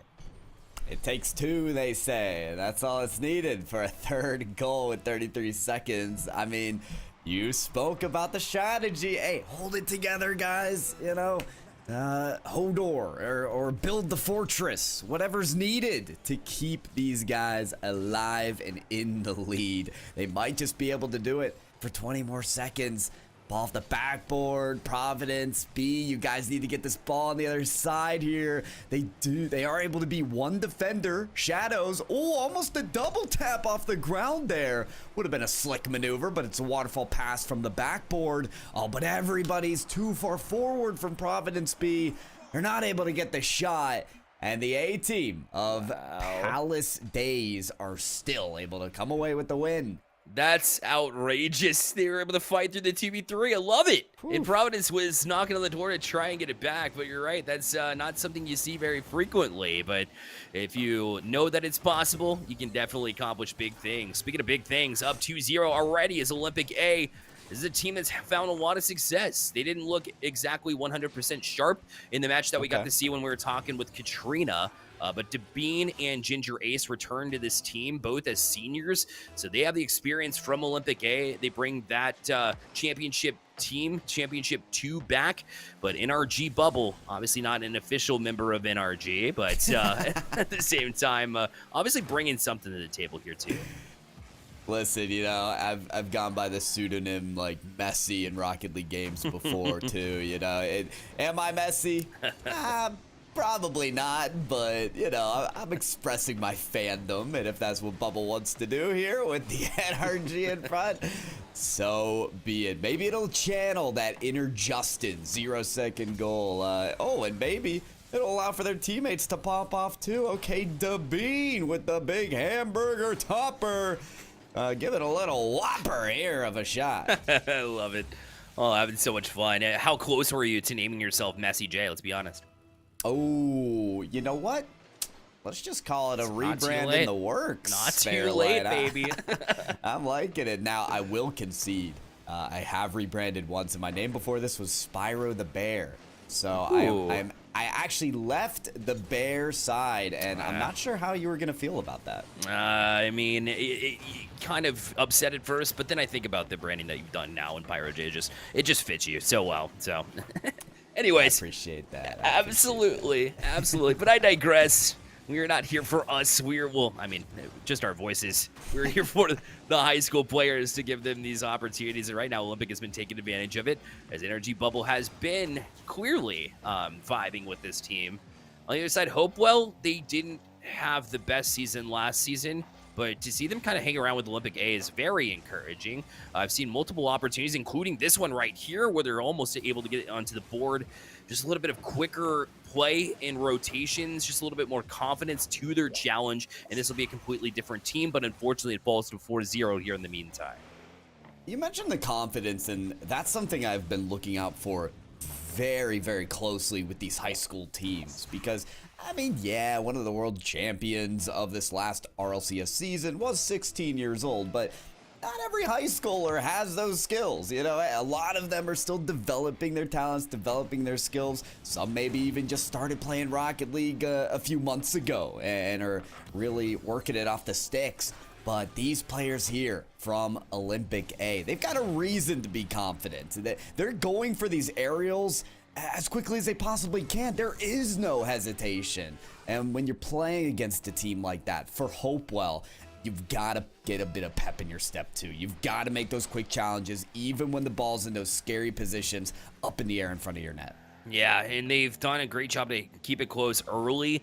But, I mean, we're only at halftime right now, and Olympic has popped off for good reason, too. They've gotten themselves together. NRG Bubble has been a seamless transition onto the squad. I mean, already making play. He was the one that set up that last one, for example, and now they'll transition back down the field again. It just seems like every single challenge, you're right, if you're going to be slow against this Olympic team, they're going to find ways to get around you. It's plain and simple, and it all starts with the little things that you can control. Maybe go for boost control, try to beat them to the 100 boost. If they're out of boost, they're not going to go over to you. They have to go around you instead, perhaps, or play the ground game. And even though that might be strong too, at least you're cutting off one of the opportunities that they would have otherwise. That's right. It's somewhere to start, right? And it's all about disruption sometimes when a team like Olympic are feeling so composed. And how do you get them out of their groove, right? You do boost steals, you do bumps, you do stuff like that, and slowly and surely you start to chip away at what Olympic A are working with. Granted, you can chip away all you want for Hopewell. I don't know that there's a lot of that hope to win game number 1. It's not looking super sure. This shot, though, looking about as good as it possibly could. Ginger Ace on the 6th goal. Yeah, known as the striker for this team, and right back at it in giving us a prime example of just that. Yeah, just inch by inch isn't going to work in this game number 1. They'll have to claw their way into it. They'll have to go back to the dark side, to the bear side, just like you probably should, you know. But either way. Still getting me on that, huh? All right, I see how it is. I mean, You're kind of right. I have a whole story about me and my 3 brothers all had names with the word bear in it. Nice. But that's for another time. I appreciate the stories of what we heard between you and Katrina, but I can't tell a story as good as that. So we'll leave that for another time. Oh! Wow. The defense is just as good as the offense here for Olympic. I am impressed. Honestly, Dabine, I don't know how he made that initial save to begin with, and then he had the presence of mind to get back down afterwards. Instead of lingering on him and being like, wow, I made that save, he jumped right back out to it. It made an additional one, and then what do? They transition back down the pitch, and they get another one. They're not just satisfied with the 6-0 count. And honestly, there is a bit of etiquette to discuss. You don't want to blow out a team too much to some degree, but at the same time, you want to make a statement too. Yeah. So, well, you're also live on stream too, so it's like, yeah, you don't want to blow out a team, but I could get this clip live on stream on this podcast. So I don't know. I gotta get it on both sides, right? If you want to pop off and you told your friends and your family, hey, I'm actually like live on Twitch, you can just go on this website and watch me play. I don't know if I'm holding back. I kind of want to pop up. I kind of want to show everybody what I've been working on, including double tap chances like that. That one was right on it for Dabine, but unfortunately it hit off the crossbar. They may just get another take here in the final 10 seconds. Ginger Ace off the crossbar. Bubble bumped out by their teammate. And this ball, as soon as it hits the ground, will tell the tale, the destiny for game 1. Olympic A takes it. Yeah, you can almost sense from Hopewell that they just wanted to spike it back down at that point. I don't blame them. At least they'll have another chance, right? That's why we do the best of 3 here. Yep. And it is pretty cutthroat in a best of 3 versus the best of 5 regularly anyways, but still you have that extra chance at that extra life, if you will. And right now we transition back over. We've got Providence B facing off with Palisades A, like we saw to kick things off here in our segment. Right now Palisades A obviously with that 1-0 lead in this series with that 2v3 situation, but they can't snooze because Providence has that 1-man advantage and a 1-goal advantage in this game too. Ooh, 1 almost turned to 2 there. Log watching his partner there, trying to make sure their goal line is secure, but when they're shot after shot, how do you put forward the reinforcements to save this? You just can't, right? 1 shot, 1 defender, 2 shot, 2 defenders, and no buddies left. You need those layers on defense. You need those reinforcements, and if you don't got a 3-person roster, it's just gonna be difficult. It's gonna be tough. Providence B, after losing in game 1, you talked about the best of 3, Bear. We might just get that game 3 with this series here. It feels that way right now. Providence definitely bouncing back to it. And a lot of it is just having to compensate for it. But hold that thought, though, is Arsenal 2.0 will give them their 1.0 goal for this game and pull them back within 1. And still plenty of time to work with. And though you're right, you don't get that support as a 2v3, the last man back for your defense. But part of the reason why that Log wasn't able to get across because he was trying to take off down the field and give themselves an opportunity. So you have to kind of overcompensate, try to jump out on attack a little bit more, less comfortably than you'd like. But Log is just putting up highlights. What a shot that was. I was watching this develop. I'm like, surely they don't have the flip reset too. And then there it is, right over the head of Shadows. That was magnificent. And this being the first day that I've seen the Lightning McQueen car play on the field, that's the best Lightning McQueen clip I've ever seen. I can say it right here, right now. Took it to the sky, got the flip reset. I mean, if Lightning McQueen were alive today, he'd look at that replay. He'd be smiling. He'd be proud. Did he pass away? I'm not going to comment, man. I didn't even watch Cars 3, so I couldn't tell you. I couldn't either, but okay. Well, maybe he did. We just don't know. But one thing I can guarantee is that Log is not washed, so his name is incorrect here. I mean, that was outstanding shot first and foremost, and that's right. Nobody's done it better than he has, okay? And nobody has. All right. Shot taken. I'm with you. Tried to launch it back. This one going to settle down. Shot taken. But again, even with 2 players, their defensive rotations seem okay. It's about as okay as it possibly could be. Obviously, there's a ton of communication that you need as just two players working with each other. Or how about this? The pass not even necessary. Log washed aside of the wall, able to take this straight to the net. That is crisp. Log washed is hogwash, dude. It's just what an angle that was. And yeah, you're right. Didn't need his teammates. Was going to solo play it regardless and found the back of the net. And now we're finding ourselves in a position where Palisades could very easily just kind of kill some clock here, rotate, be responsible in your rotations when you get back. Play it as a twos game to some degree, but always be wary of that last person that they have too. But for Providence B, it hasn't been exactly perfect either. As I will hold that thought, Log Wash, when you see him up in the air, you want something to happen, and you like to see playmakers because of that reason. It's always the suspense of, like, can he land this next shot? Yeah, and that's why Rocket League's really fun, too, because you get to watch your POV, see that opportunity's being set up, and it's like, oh, boy, what are they going to do? There's so many tools at your disposal in Rocket League. Are they going to just do a front flick? Are they going to pass in midfield like Logwash is trying to do there with Arsenal 2.0? Or are they just going to take it for an air dribble, flip reset, some kind of solo play? There's so many options here, and you just get to watch. You just get to see what kind of play develops. Of course, for Providence B, as soon as I said they were going to go to game 3, they lost out on their lead and let 3 goals in. So I'm not going to say anything more. I'm just going to watch, and I'm going to say they still have a chance here in this game with a minute to go. Oh, but when you're tapping it back like that, you got to have some help. There it is. Comes back just in time. It was Shadows to get over to Beasley. He'll transition with a couple touches. That one, well, if it was on target, it would have been nice, but it was pretty awkward bounce off of his car, so it wasn't able to find it. Now time down to 50 seconds left. Log turns the corner, tried to beat one, but bumped off it. And the opportunity going to be scooped out by Arsenal. This one off the back wall, still needs to get to it, but Log able to do it. Palisades, again, the 1-2 punch continues to just roll through here defensively. Bench and his shot taken, no velocity on it, and the defense holds strong. Down to 30 seconds left, Palisades still holding. Ooh, and barely backflipping the ball out of position to score, but Providence B still lurking here. The Sad Gecko and Beasley both going for the shot at the same time. They're trying to force their way through to the back of the net, but it's just not working. Down to single digits on the clock now. Shadow has to take it back, regain boost, and try for one final effort. Gets past one defender, the pass, the clear. Something needs to break through, but it's to the ground. And there you have it. Palisades, they win game 2 and take the series with just 2 cars. Imagine if they had 3. They would have been something else. Palisades looking strong. They win this series. Back to Olympic A, who's taking the 1-0 lead just 15 seconds in. So they're showing themselves as being a team that remains in that top picture. And it's not always easy. You know, Pyro J, if you talk about, we talked about NRG, and in fact, NRG Bubble going to get the goal right on cue.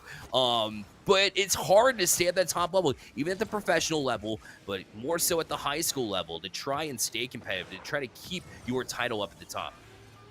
It's a funny situation that we're in with the professional scene, and I think it mirrors what we're seeing here in this high school tournament right now, which is a lot of the question about the bubble players, the players right under the mark in terms of talent for the professionals.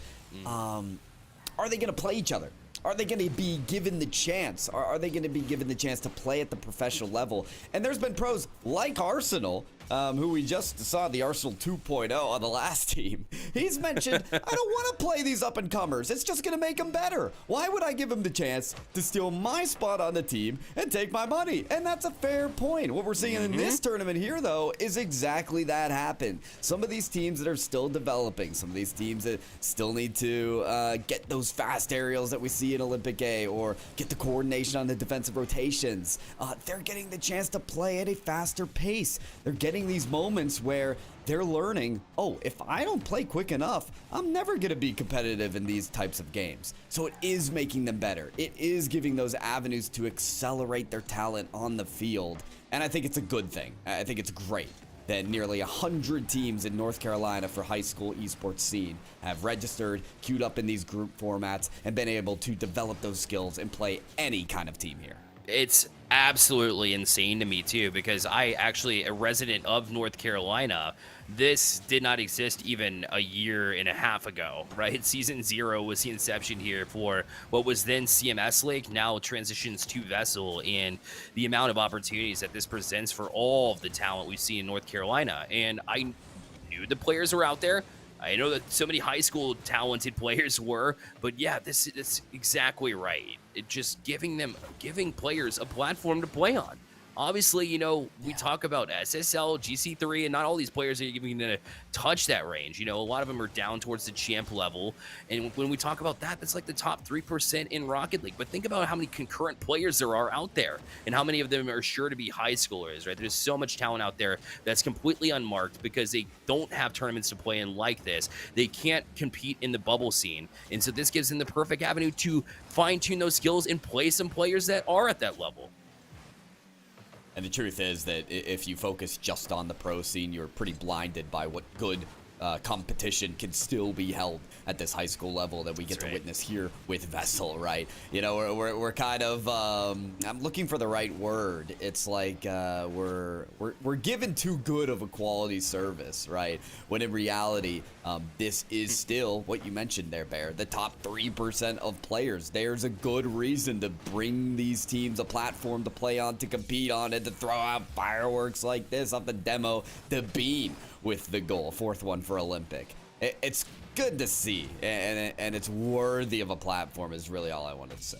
No doubt. And we already see it at the collegiate level because there are leagues that exist. I mean, it exists in high school as well, but like with the collegiate scene and how big it's growing.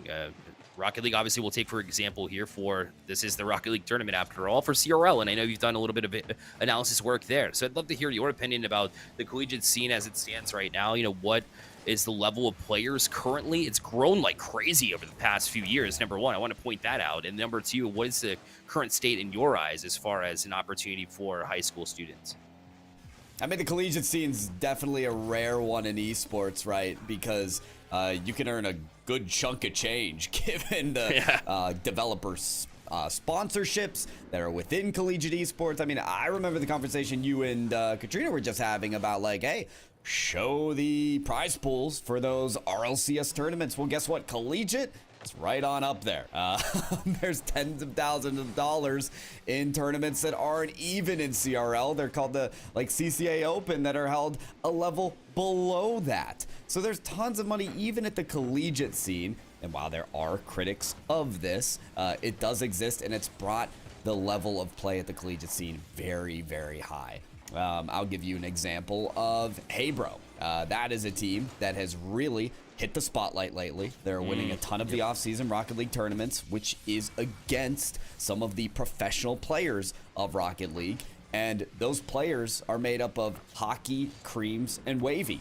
Those are up-and-comers. Those are partly collegiate players, popular collegiate players in the CRL scene. So not only can you get money out of these collegiate leagues, you can get good enough to compete at the pro level too. So it's definitely a high bar at that point in the game.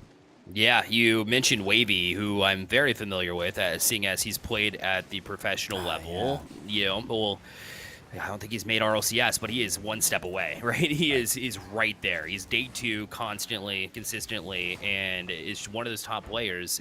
Saw him with the Charlotte Phoenix, and then, with Stay Plugged In, he won a majority of those tournaments too, which for those of you who don't know, it's like travel ball, basically, for Rocket League, where it's the top players, and really it's open to everybody who's looking for collegiate opportunities in esports.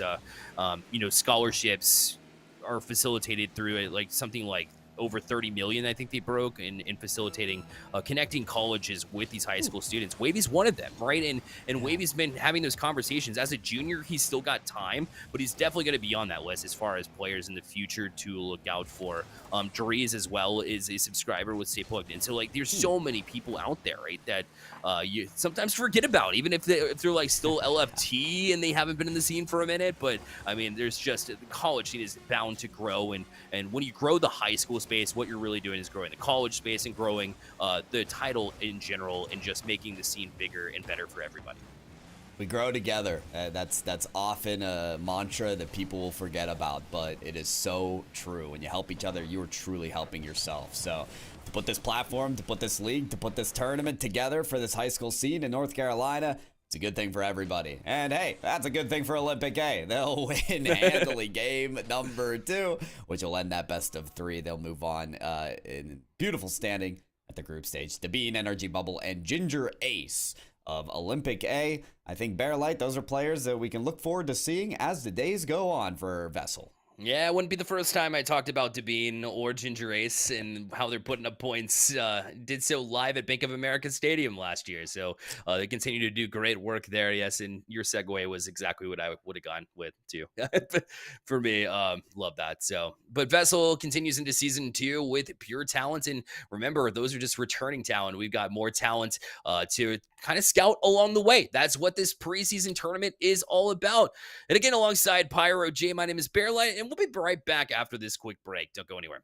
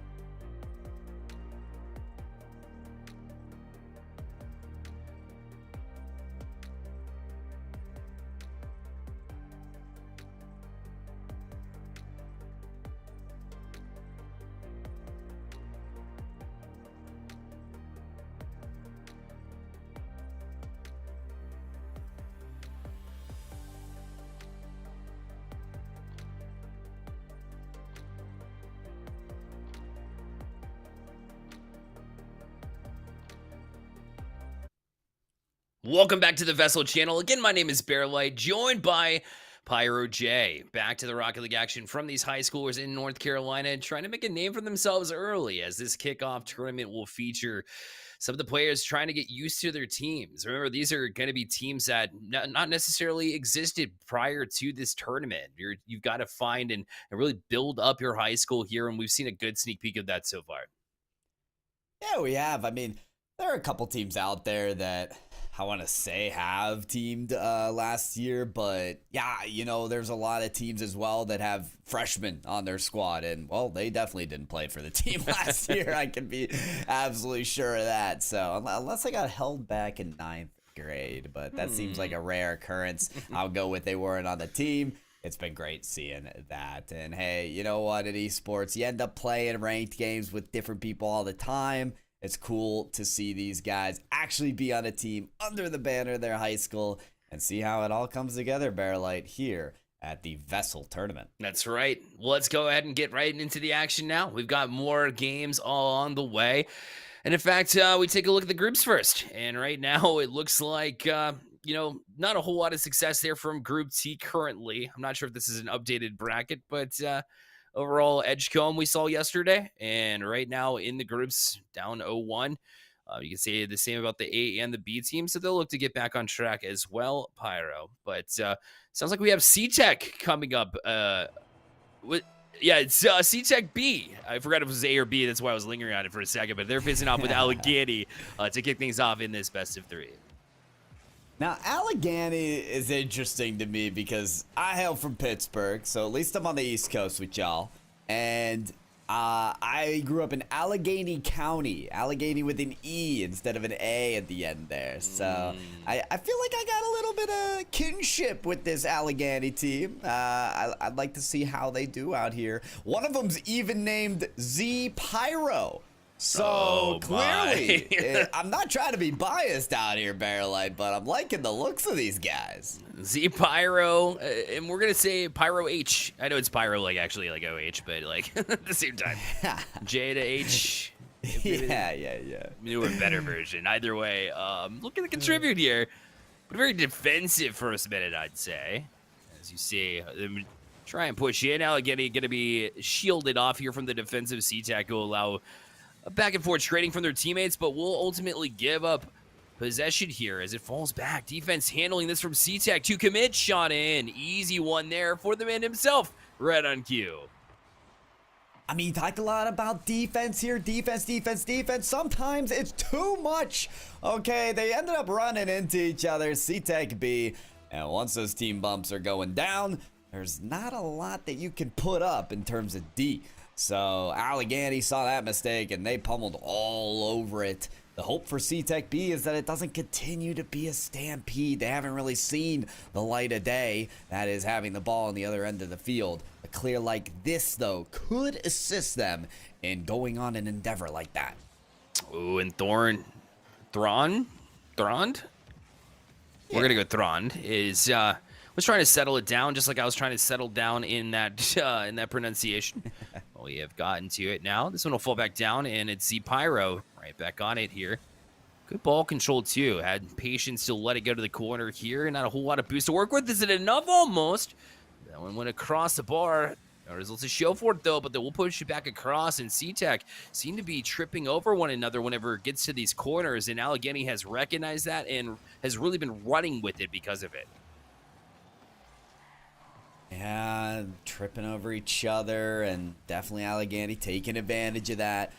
I mean, I like the plays that Allegheny are trying to muster up, right? The idea's there. They're sending the ball right in front of the goal with these passing plays, but the execution, not so much. I'm not seeing the shot taker fill in that gap, and I guess it's not needed. I mean, if you send these passes out like Z Pyro has been doing, at a certain point you're going to get fed up, and he decides to take it to the hole himself. Yeah, I wasn't even sure he had enough room on that side and was able to swing around it with the boost and tank, and maybe I think he probably ran out of boost there, but used his supersonic to get to that last ball when it didn't seem like it was possible. So, I mean, getting these tough angles are going to be requirements when they go up against stronger and stronger teams over the course of this tournament.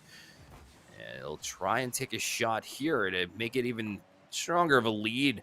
And C-Tech just hasn't seen that offensive side, you're right. And that's when we talk about the creativity, talking about the winning those little battles, talk about boost steals, maybe bumps demos. But right now, they're just being taken too, and that's a hat trick for Z-Pyro. This is nifty as well. I mean, how about this little, I think, backflip?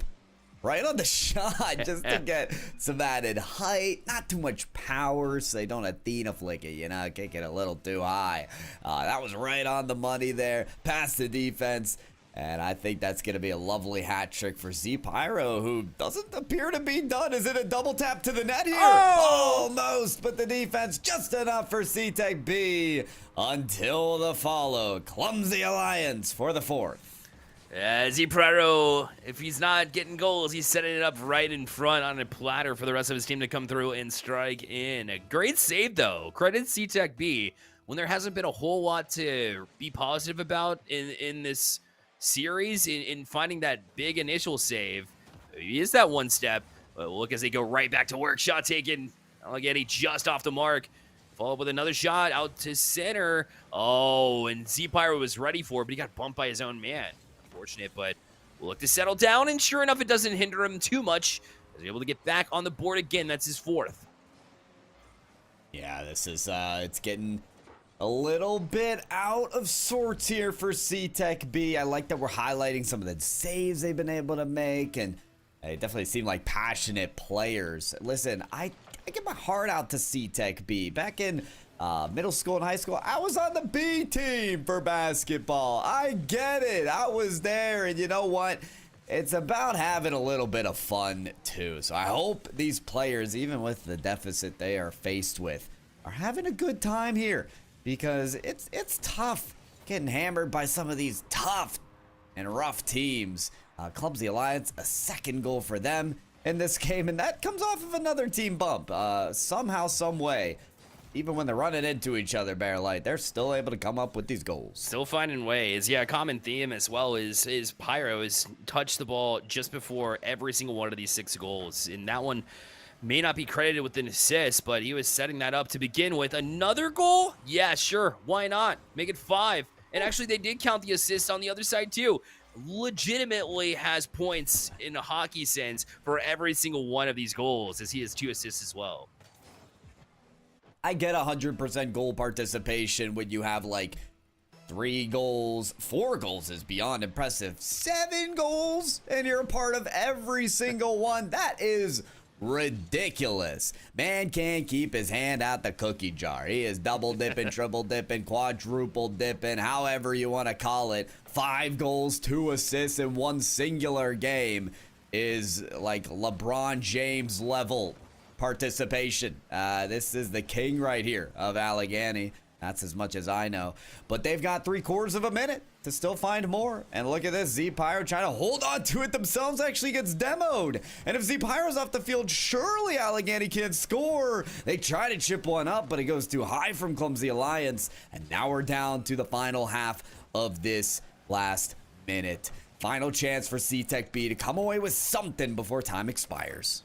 Galaxy's Kel was holding back, did get an eventual save, but even if you score a goal, it's a Brazil, it doesn't feel as good. But perhaps some momentum if you get that goal. Me and Hill Monkey Man were talking about this on the main channel last time, where it actually is and has reared its head multiple times, where even if you lose a game, you get that last goal, you get rolling. And right now they have just played on defense more and more. They just kill it because they're not able to transition it. And Allegheny with a much-earned win here. They were dominant. And again, it all went through Z-Pyro, but you don't get these big of wins unless you have the entire team contributing.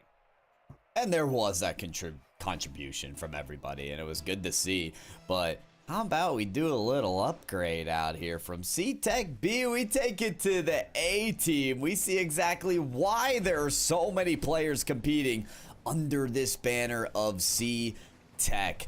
Off of the loss of their brethren. Can they redeem them with a win here against Cab Tech?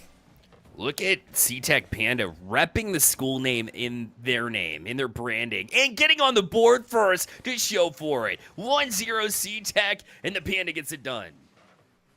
if I got to play for my high school when I was there and play esports under my banner, heck, I would have been my high school's name as well. I love that for Panda.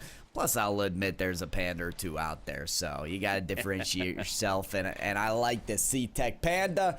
I think it rolls right off the tongue. And they'll be good for a goal already. So with them getting started off hot, it feels like the redemption arc for C-Tech is well underway.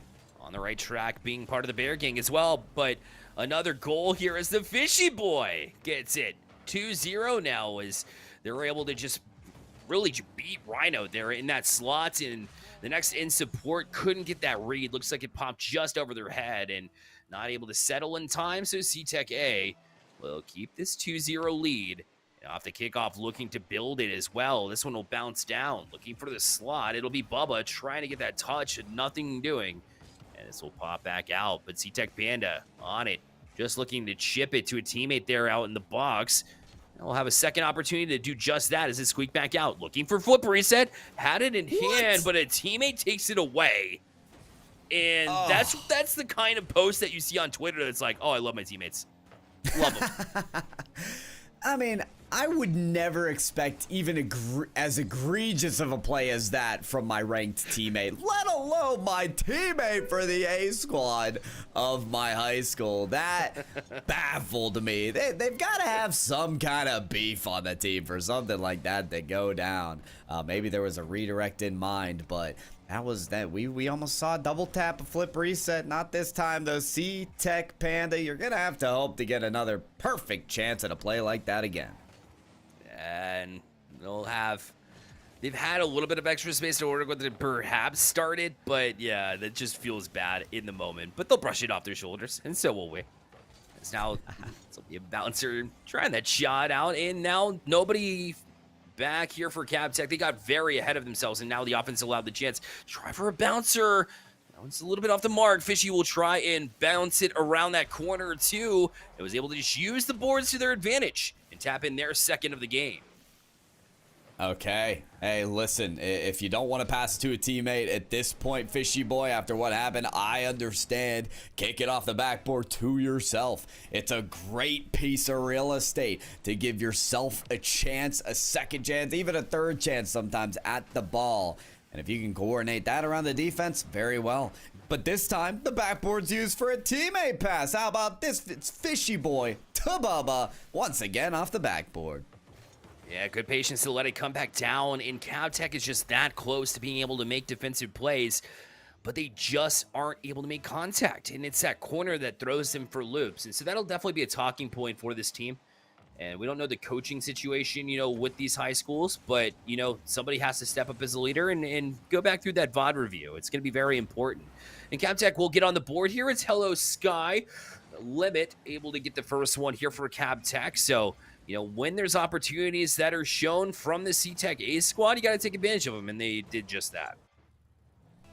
It's good to take advantage. I mean, you talked about looking back at the tapes, right? If you're a coach, how are you going to address and acknowledge some of these things?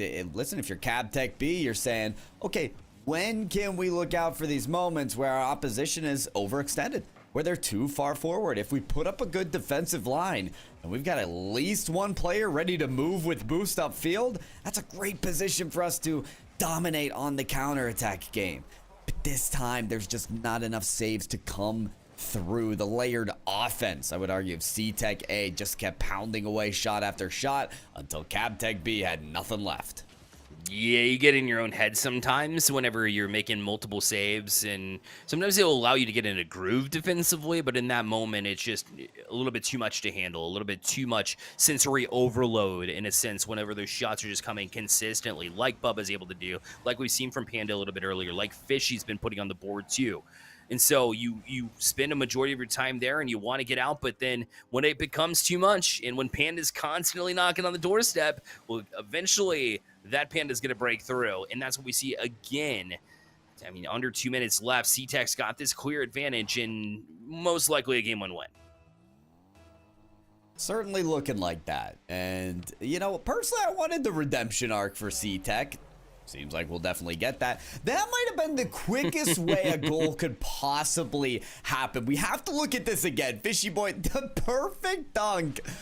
Oh my God. And they're even spamming Brazil in the quick chat. That is some savagery maneuvers if I've ever seen one. And oh no. It just went from bad to worse, Bear.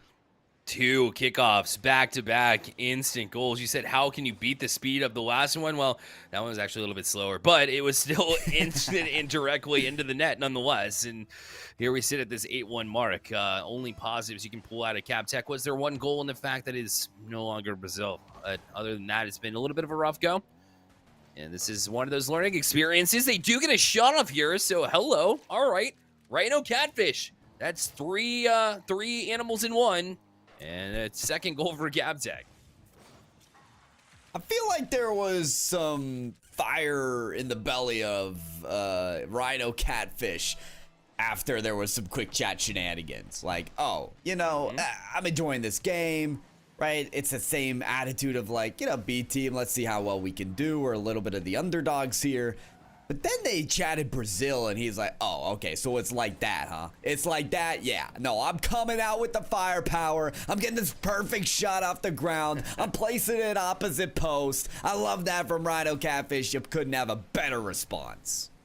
Yeah, we'll maybe have another one here, too, to demo. And tried to roll with the 2, just not enough support there to sustain it. But yeah, you're right. You look for those performances. Again, we look for a leader in those instances. And right now it's been Rhino Catfish trying to get them back in it. But sometimes it's just a little bit too tough of a task. Right now, C-Tech will put on their 9th goal here. And looking like they're going to get to double digits, which, you know, it's seen a couple times yesterday. So not surprised that teams can get here. And like we mentioned, you get that airtime, you want to show off a little bit, and we've seen that from C-Tech as, well, they're just making up for that B-team effort. They just, they said, hey, we'll be mentors in a way and at least get one back for revenge. That's right. Ooh, that was almost a stellar one for 10, and they're going to get it. C-Tech Panda gets it over the last layer of defense there for Cab Tech B. And it looks like, yeah, well, we did get those double digits there for C-Tech A. So solid effort from these guys moving into the final minute here. Definitely that redemption for their B team who caught that loss. I do wonder if they're in game 2, how they're doing over there. I'm looking forward to catching the action for the B team, seeing if they were able to take some notes from what we've seen out of the A team so far. And whether or not they got kickoff goals too, Bear, like, because that's a receive. Let's go. Okay, hey, what's up, everybody? Nobody asked for our faces. But yeah, I didn't ask for that. I did not ask for that. But yeah, the B team looks like they're ready to go for game number 2 and see if they can jump on those notes as well. I would like to see it, Bearlight. I would like to see it. 100%. Yeah, that would be great to you know, when you have that depth, you talk about the importance of having a high school with multiple players that can play at any point in time. As you see Allegheny going right back to work here. But you know, when you have that depth, I feel like the real importance is being able to grow as a program too, to have those leaders and follow suit. C-Tech B, unfortunately, I mean, they held off for 47 seconds this time around before letting up a goal, so that's a step in the right direction. I think so. Yeah, going punch for punch against this team is good. I'm blaming you on that, man. Yeah, okay, that is on you. Oh, yeah. I'll take full responsibility. And not only that, but it's the kickoffs we were talking about, too, huh? It might have been as quick as that other one, the way they launched it back into their own net, but I digress. At this point, I'm going to grab a stopwatch because I'm really curious to see how quickly these kickoff goals can go in. That one from C-Tech B was just a few inches from making it their way in as well. Oh, and this is an opening as well for Nerf. Already Allegheny is on it. And this is just a thing. What we said from C-Tech B is you can notice the confidence, the quickness from Allegheny. They're comfortable in the air. They don't mind going for a fast aerial. They use all that boost to get that upward trajectory and do it quickly. I'm not seeing that same comfort level from C-Tech B. They definitely struggle. They definitely hesitate to go for those aerials. That one there is not going to be on the mark. They're going to struggle to recover here and get scored on. Masters of the Skies are Allegheny. As Pyro back at it, we saw 8 goals out of Pyro in game 1, and now it just extends to 10 total in this best of 3 series. What in the world? This man is on something else. It's the Pyro team just going back at it and showing up and showing out. There's no doubt about it. Also just figured out that C-Tech A features what we saw was Bubba.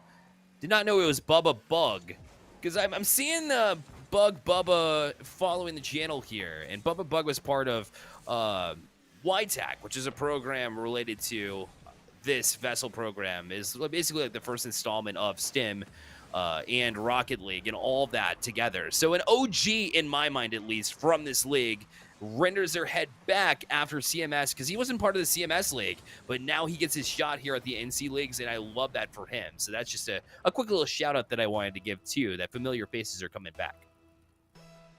That's good.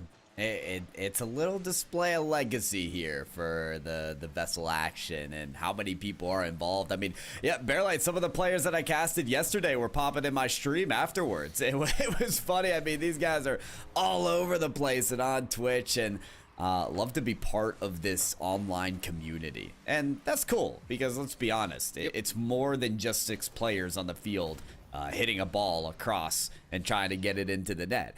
It's also the community built online, our shared interests of competition, video games, being able to broadcast our action live, and we all get to share in that. And yeah, I think that's cool.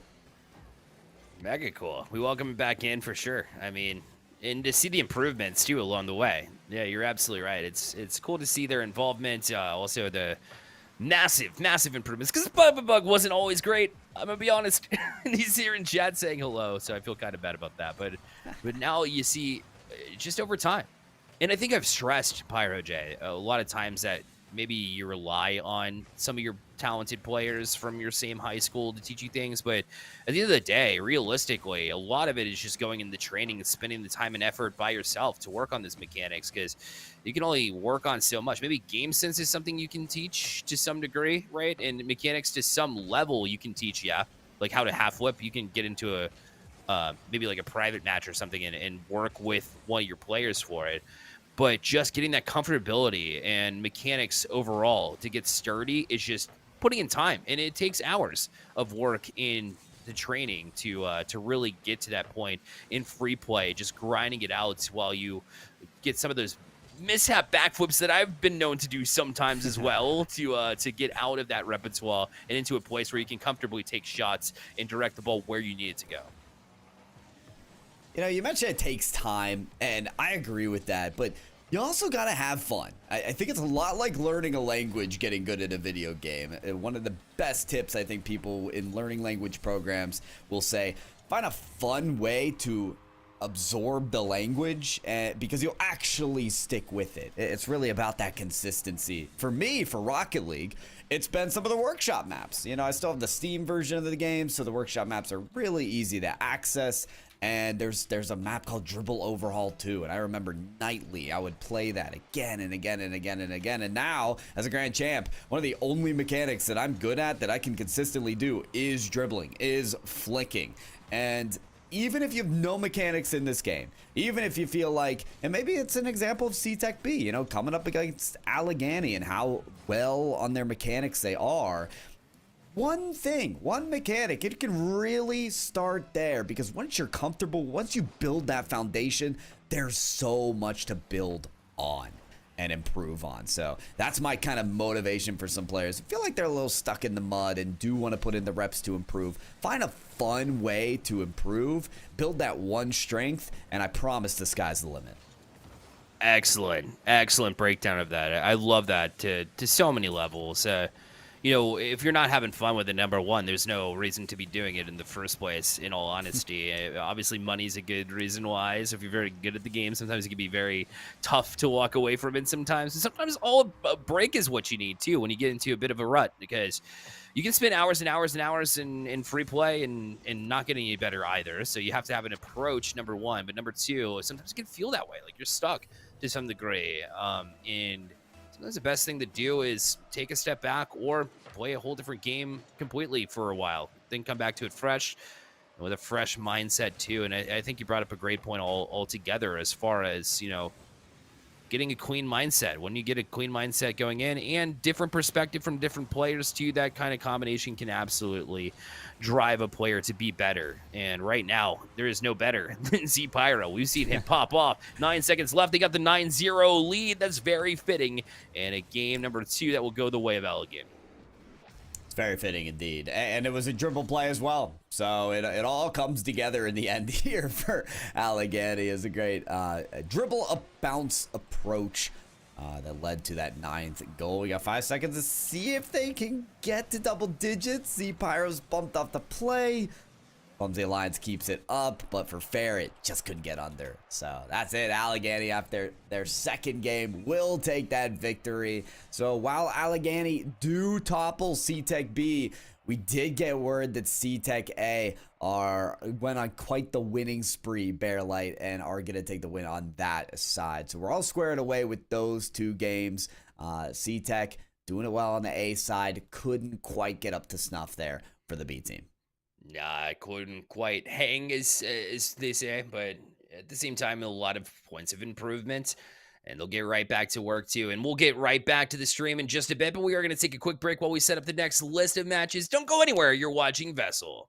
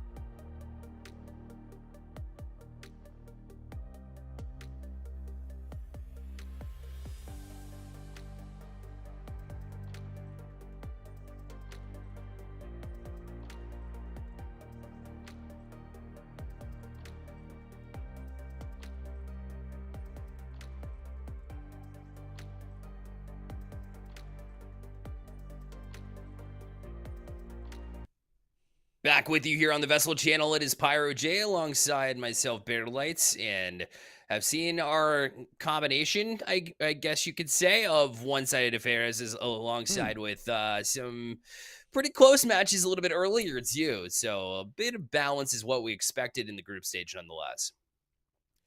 I mean, we got 2 3v3 matches, so we'll certainly take that. You know, we've had some players, you know, oh, I got my basketball, I gotta play, I gotta practice with my team. But these last games, everyone's been showing up. Shout out to C-Tech especially, right? We had C-Tech A take a win. C-Tech B, on the other hand, did take a loss to Allegheny. So shout out to Allegheny as well for getting those wins. These wins are important, guys. I mean, we're in the group stage here. You're in a group with 3 other teams, and one is not going to make it out. So if you get that one little win, it can help a ton. We get a little look at the group stage as well. Check it out, guys. Group O, Group P. JT Williams, look at how good they look. I actually got to look, Bearlight, at JT Williams. That team is really, really solid. And I would expect a lot from them moving forward. But Group O, we've seen some of these players as well. Providence B, Palisades, Hopewell, Olympic A. Hope we get more of them too. 100% hope we do. Yeah, JT Williams has really coming to their own. They were very good and strong off the bat in the CMS League in Season 1, and they continue to be that way too. And even with the new addition, just like we said with Dabine and Ginger Ace, which we see in front of us currently with NRG Bubble, you know, having that new player come in and finding some success, well, JT Williams is doing the exact same thing as they brought on AMM to support the two within, I believe it was Grassy and Nutella to round out that roster currently this season. And right now we see Dabine and Ginger Race in NRG Bubble, but they're actually getting scored on this time around. Providence B putting one on as Gecko and the gang will get on the board first. Good for them. I've talked a lot about the sad Gecko. I think this is a player that impresses me a lot, and I expect more out of them to prove that the Providence B team can be more than what meets the eye. Clearly, they've got their work cut out for them, though, because we just saw Palisades A second ago, and it's no surprise to see Dabine popping off early on. No doubt. Back to it. This is Olympic, by the way, on the right side of the scoreboard. So we're trying to get that updated for you as you speak. We appreciate your patience on that, but no patience given there as another shot taken and a goal on the board. So now off the kickoff here, it's bugging out. We understand there's no timer currently, but we'll get you the details here. It is Providence B, by the way, but it is Olympic on the other side. He's put in a couple of solid goals as you'd expect. I mean, Ginger Ace has always been that offensive player. The attack has been unreal. NRG Bubble coming in and really being the glue, holding together to Bean too, who's been the assist master, if you will. Everybody plays a role. It doesn't always have to be that way in Rocket League, but if you do have roles that you can play and you're consistently hitting them, like we see right here, almost not quite, but I mean, that's always a good sign when you know your role and can play it and execute. And it's good to know that there are roles in Rocket League. Now I have a reason to not score in any of my games. It's because I'm the defender, you know. I'm just and the assister. I'm just not the goal scorer. I'm not the striker. I appreciate that, Bearlight. That makes me feel much better about my own play style. Meanwhile, we do finally get that scoreboard updated for you all. So you can look at the bottom left to see who's on the ball. You can look at the timer and the scoreboard and see that it is 1-1. And you can look up in terms of what to expect still from Providence B. They're hanging in there, even with these saves. It's beastly this time to knock it away. But under 2 minutes remaining to see if they can get a lead. Oh, shot taker demoed. Follow-up for Gecko is going to go contested well by Olympic. Yeah, great job to transition from backwards to forwards there from Dabine with the half flip that was pretty quick to get on that challenge before Providence B could develop anything further. And he's going to be backwards for that challenge too as it's bounced out to slot, but it'll be Providence B getting to it by the hands of Gecko. This one off the ceiling falls back down. Dabine able to clear out, but it's right back into the hands of Providence B. And Olympic is really known for their passing, and we've seen a couple of instances of that, but we've also seen them just kind of throw possession away as Providence B has been able to kind of collect and just send it the length of the pitch. This might be another example of just that. In fact, it is. It'll go high. Force NRG Bubble up. Great touch to Touch it out to the corner and allow the rest of the team to rotate back. That patience will be very much a virtue, as they have been giving away possession like I mentioned. That's a good example of how they were patient, and perhaps they could strike on the other end, but the defense from Providence be just as strong. Yeah, the patience seems to come more on the defensive end. Like, I've liked how Energy Bubble got that first save and then landed on the backboard. You know, he's ready for the second clear, and that's a display of patience, to not just bum rush the ball and ball chase, and instead wait for it to come to you, because you just have that better game sense and know where it could go.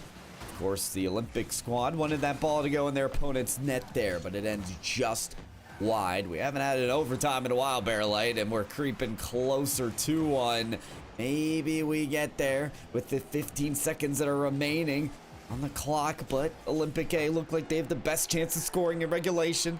Boost there for Dabine, puts off the backboard, could be a shot taker there. No, it's saved by Into Shadows, and now it's Energy Bubble for the final try off the backboard again. It's saved and put down to the ground. Providence B earn themselves an OT. Oh, I was nervous. I was shaking a little bit whenever I saw that ball bounce back down into the slot in a prime scoring position, but Olympic couldn't get to it. And yes, it is true. Overtime we go. Ginger Ace doesn't like the look. He's going to allow the member of defensive from Providence to jump onto it. Play it back down and play some defense. This is tapped up. Shadows read all the way by two members of Olympic. A bit of a double commit, but it's not going to harm them as they're on their way forward. Now rotation out for Dabine as he's awkwardly placed forward, and Beasley with a big clear there. As Olympic was trying to get that offensive rotation rolling, and once they do, they look pretty prime. Now it's Dabine. Plays it in. Off back wall. Challenge. This one off sidewall. Back all the way down to third man, where NRG Bubble will wait for it. We'll have another touch in store. This to the center. Shot. Oh, couldn't quite find it, as it was a pass just a little bit too hot to handle. It looked like you could get there, but just didn't get there in time. Exactly. Yeah, everything is there for Olympic A. It's that finishing factor that I think is just a miss for Olympic A. And you know what? If that factor doesn't come through in the next possession or two, they're going to give Providence B a chance to score another goal in this game. And it's going to be a win for them, but it's going to be tough as they have to defend that air dribble from NRG Bubble. Barely makes it happen as they do fend it off, but Into Shadows solid on the aerial. I mean, we have a serious underdog story forming here. Providence, the B team, trying to take it to a very strong Olympic A team. I mean, we've been touting the mechanical ability on the orange side for pretty much all day about these players, but they might get trumped here in OT. And that just shows you that if you play discipline, play the way that you know that you need to play against one of these top tier teams, and you execute, that you can basically beat anybody in this league. But a chance there for Bubble to try and get it out, or in this one, not able to do so. And Dabine, the transition himself. This touch from Gecko leaves it for Beasley. Will Kareem around that corner and back into the hands of NRG Bubble, but he gives it right back. This one back down to Dabine. Good fake there. He stays grounded. Does get that extra touch to push it forward and has a little bit of room to work with. Off that back wall. Shot taken. Oh, it's Beasley able to get back to it. As the last member of the fence, Gecko, looked like he was out of it. Now in transition, they work back the other way, but Olympic has an answer as well. At this point, they are just like teasing us, Bearlight, because how many of these shots came right next to the net? I mean, we had a perfect redirect from the Olympic squad straight to the corner of the net, and it just bounced out. I cannot believe this Olympic A team has not gotten a goal for themselves quite yet. I mean, I can't wait to look at the shot count at the end of the game. Hold on, how about this banger down the other side? It is cleared just in time, though. Olympic A, they've had their close calls as well in this extra time of game number one. Heck, this might just be our longest best of three that we ever get, but that definitely depends on who wins this game, as we're still 3 minutes into it and see no sight of a finish line. No mistakes in this one. We haven't been able to see that very, very frequently, quite frankly, and it's been very refreshing to see these two teams go at it. And to have a Providence B team do this has been excellent, but their game one chance couldn't here. NRG Bubble just couldn't quite find Dabine the way they wanted to. It'll float all the way back down. Beasley with that pinch. NRG bubble a little bit awkward off that side wall, but it was able to do just enough to chop it away. It'll be Ginger Ace. Clears out. Great touch again to Bean. Out this center. Beasley reads it, but look out. Off this ceiling it'll go. Falls back down, but nobody there. They all rotated back, and Olympic wasn't in the right spot.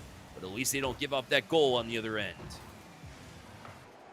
I mean, you mentioned very little mistakes, and I will say part of that is because the offensive rotation is so deep for both teams. They almost always have a third player ready on the back end, ready to defend, primed to get it out of scoring position, just like how you see that defensive stop made by Olympic A. So Providence B, I feel like they're not getting as much possession time, because when they do get it out of their half, it's a long clear and it's right into the hands of the last Olympic player, who turns it right around. So a more coordinated attack on transition could suit Providence B so much better. They'd give themselves at least a little more possession time in this game, but there's no more to be had. Bubble picks up this transition pass out from Bean, gets right under it, and puts it in the net. Sometimes an overtime goal will be very deflating for the team that falls, but they played Olympic so well here. Providence B, tipping my hat to them for being able to stick around for such an extended period of time. And they basically went tit for tat here. We mentioned to go toe-to-toe with the previous champions is something to be difficult, and Providence really does have that depth. I like the defense that Beasley Tanner, who I wasn't all too impressed with to begin out the stream, that completely changed my viewpoint. I thought he played incredibly well to keep them close. And Gecko, we've known that can do some damage. I know you shouted out his name a little bit earlier in this broadcast and really came to play here. And that was that full team effort that kept it close. But at the end of the day, it's still Olympic, and you got to get the job done in these matches, or in these games rather, that you need to win. And in that game one, they were able to do it. In the end, they were able to do it exactly. One thing that stuck out to me, by the way, on that stat sheet, and clearly we need to keep this game in mind as well, as we're down to the final minute, and it's another barn burner. But it was the winning team there that had more shots, more ball touches, but also more saves. It just goes to show that I don't think the shot taking from that winning team was as good as it could have been. But hey, we're past that. We can bring it up later. Right now, we're right back into this one. Palisades A, who barely are still playing with two players. Somehow, they won their 2v3. They're looking to win another one. This is outrageous. Yeah, they are up for the challenge. Clearly, they are, respectful of their buddy. They're like, we're going to go out and win it for you anyways. And that's what's happening right now, is Palisades will go right back to it. Another opportunity. They're styling. I mean, these two, this duo is one to watch for here. As Palisades, you're right, up that 5-3 mark. We did see a big save out of Chilled here for Hopewell. I mentioned previously that their season wasn't the best last season, but they were able to see some improvements. But that's not one you're going to save. Logwashed back at it again, as he is able to get yet another beautiful feed from Arsenal and use the bottom side of his car. I know it was an attempt perhaps for a flip reset, but he took enough velocity off it where it was just able to float back down and into the net. Yeah, it could have been either or. It could have been a look for a reset. It could have been like that perfect touch, right? It landed right under the crossbar. So either way, Lightning McQueen doing the dream right now on the field. I'm impressed by it. And Palisades A, with just two members, are going to come away with another win. Granted, Hopewell A, I mean, don't count these guys out, right? That's 3 goals to their name. If they just shape it up that defense a little bit, I think, for the next game, and keep Palisades A, the 2 players, under 4 goals, I think that's entirely possible for the squad, and definitely a match, even as Palisades A win this game 1, that we'll keep an eye on. Definitely going to keep an eye there to see if they can make it back here. That last goal was courtesy of an own goal there for Palisades. So they're scoring on both ends of the field here with just 2 players, and impressive work there. High shot percentage there too for having 3 defenders versus the 2 that the other side had to defend. I mean, 6 for 9 shooting is nothing to really be concerned about here. And so we'll transition back to the other game here as well. Providence B weren't able to quite get that overtime winner. It was Olympic up on top in that game number 1, so they're up 1-0 in the series, and they're also up 1-0 here in this game number 2. And that's useful for them for sure to transition a little of that momentum from the win into this game right here. That momentum, it's just going to snowball here. After every goal for this team, it's going to get worse and worse for Providence B. And I got to be honest with you, Bearlight, this doesn't come as a surprise to me. To me, Olympic A should have scored so many more goals in the last game. It's just their final shot taker, their final striker could not hit the net or couldn't even hit the ball at times. I think if this team gets back to their typical composure, they can slam some good shots home, just like this attempt here. There's the bean, and they've already gathered 3, a much higher margin than last game.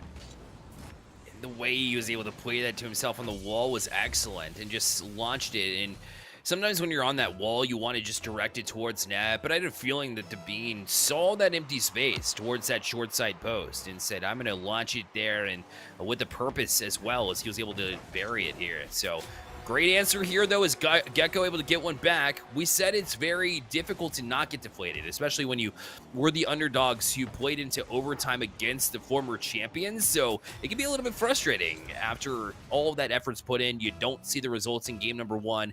Very easy to fall victim to a one-sided affair. And although it had been recently, they are able to get 1 on the board here to pull it back within 2 and perhaps get a mindset of, we can score against these guys. We can make it close. We did in game number 1 after all.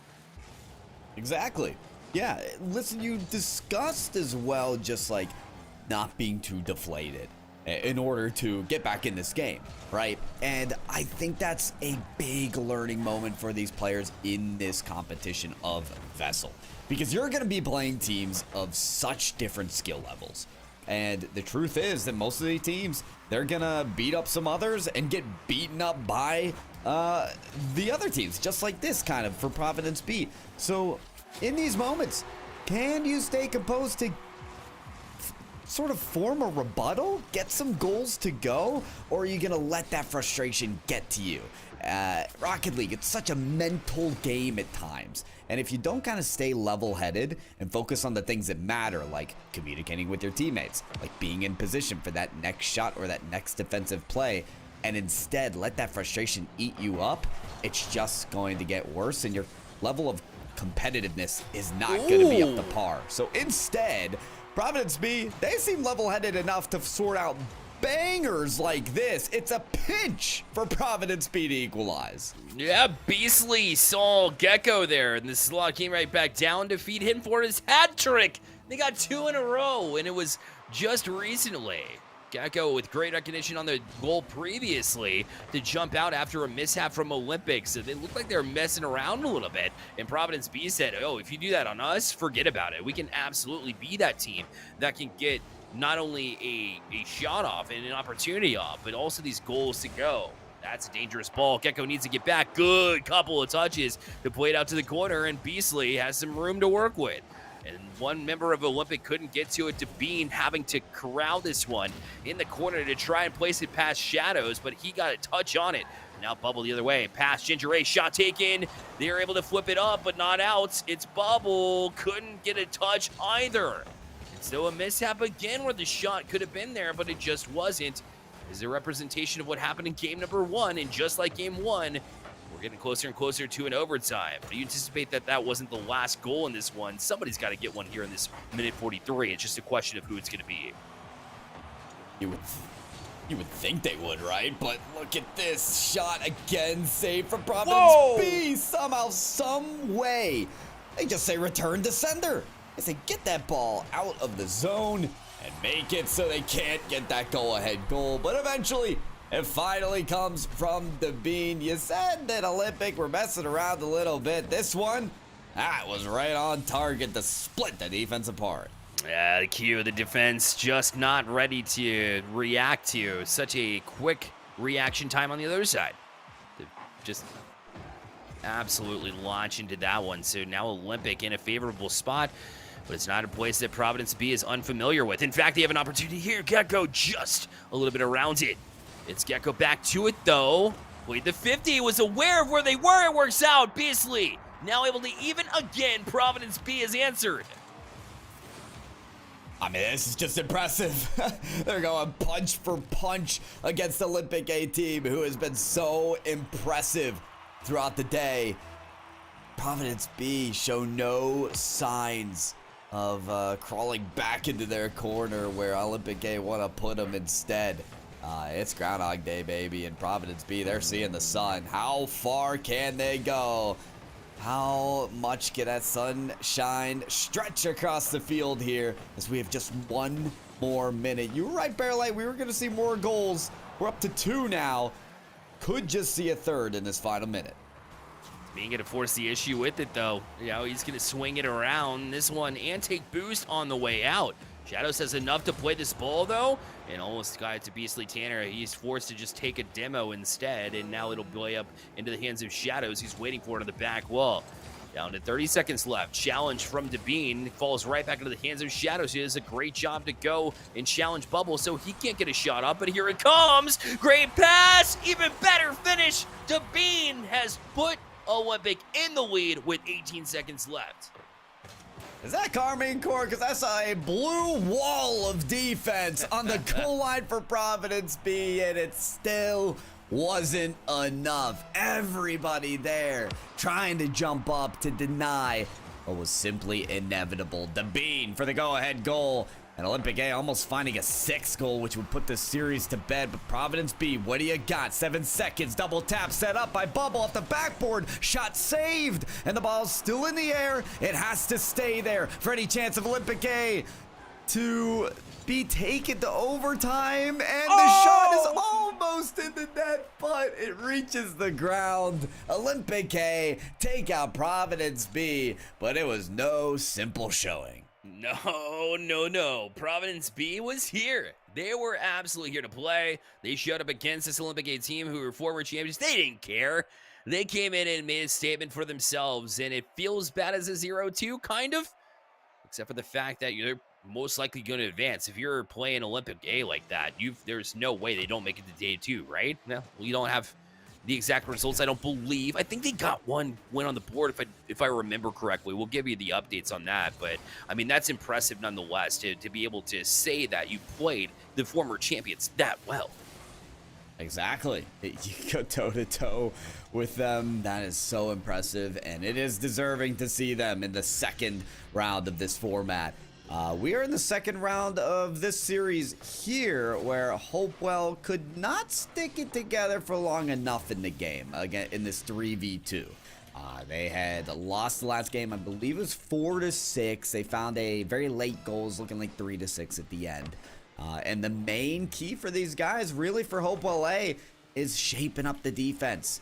You know, you've got the numbers advantage. Make sure you got people on the defensive line to save these shots from the Palisades, who even with 2 cars are able to make it work. Log washed close on that attempt, but the ball stays high. Yeah, Rowan just trying to dribble, try to keep control. It hasn't been a very seamless day here for Hopewell, but they're trying to really get it to a place where they can be comfortable with it. And one of those steps is to have that control and keep with it, is Rohan. Found a good time to challenge this, but it's log wash backwards. Great save from Hopewell to keep their 1-0 lead. Now it's a floater, though, and yet Chilled able to get to it. Chilled has really stuck out to me as a member of this Hopewell team that's really given them life, given it an opportunity. I know they're advantage 3-2, but their team has been really trying to fight through some struggles, and I feel like they're doing a decent job. But this one, goal line, and in Arsenal 2.0, able to equalize here for Palisades, who continue this 2 versus 3 dominance.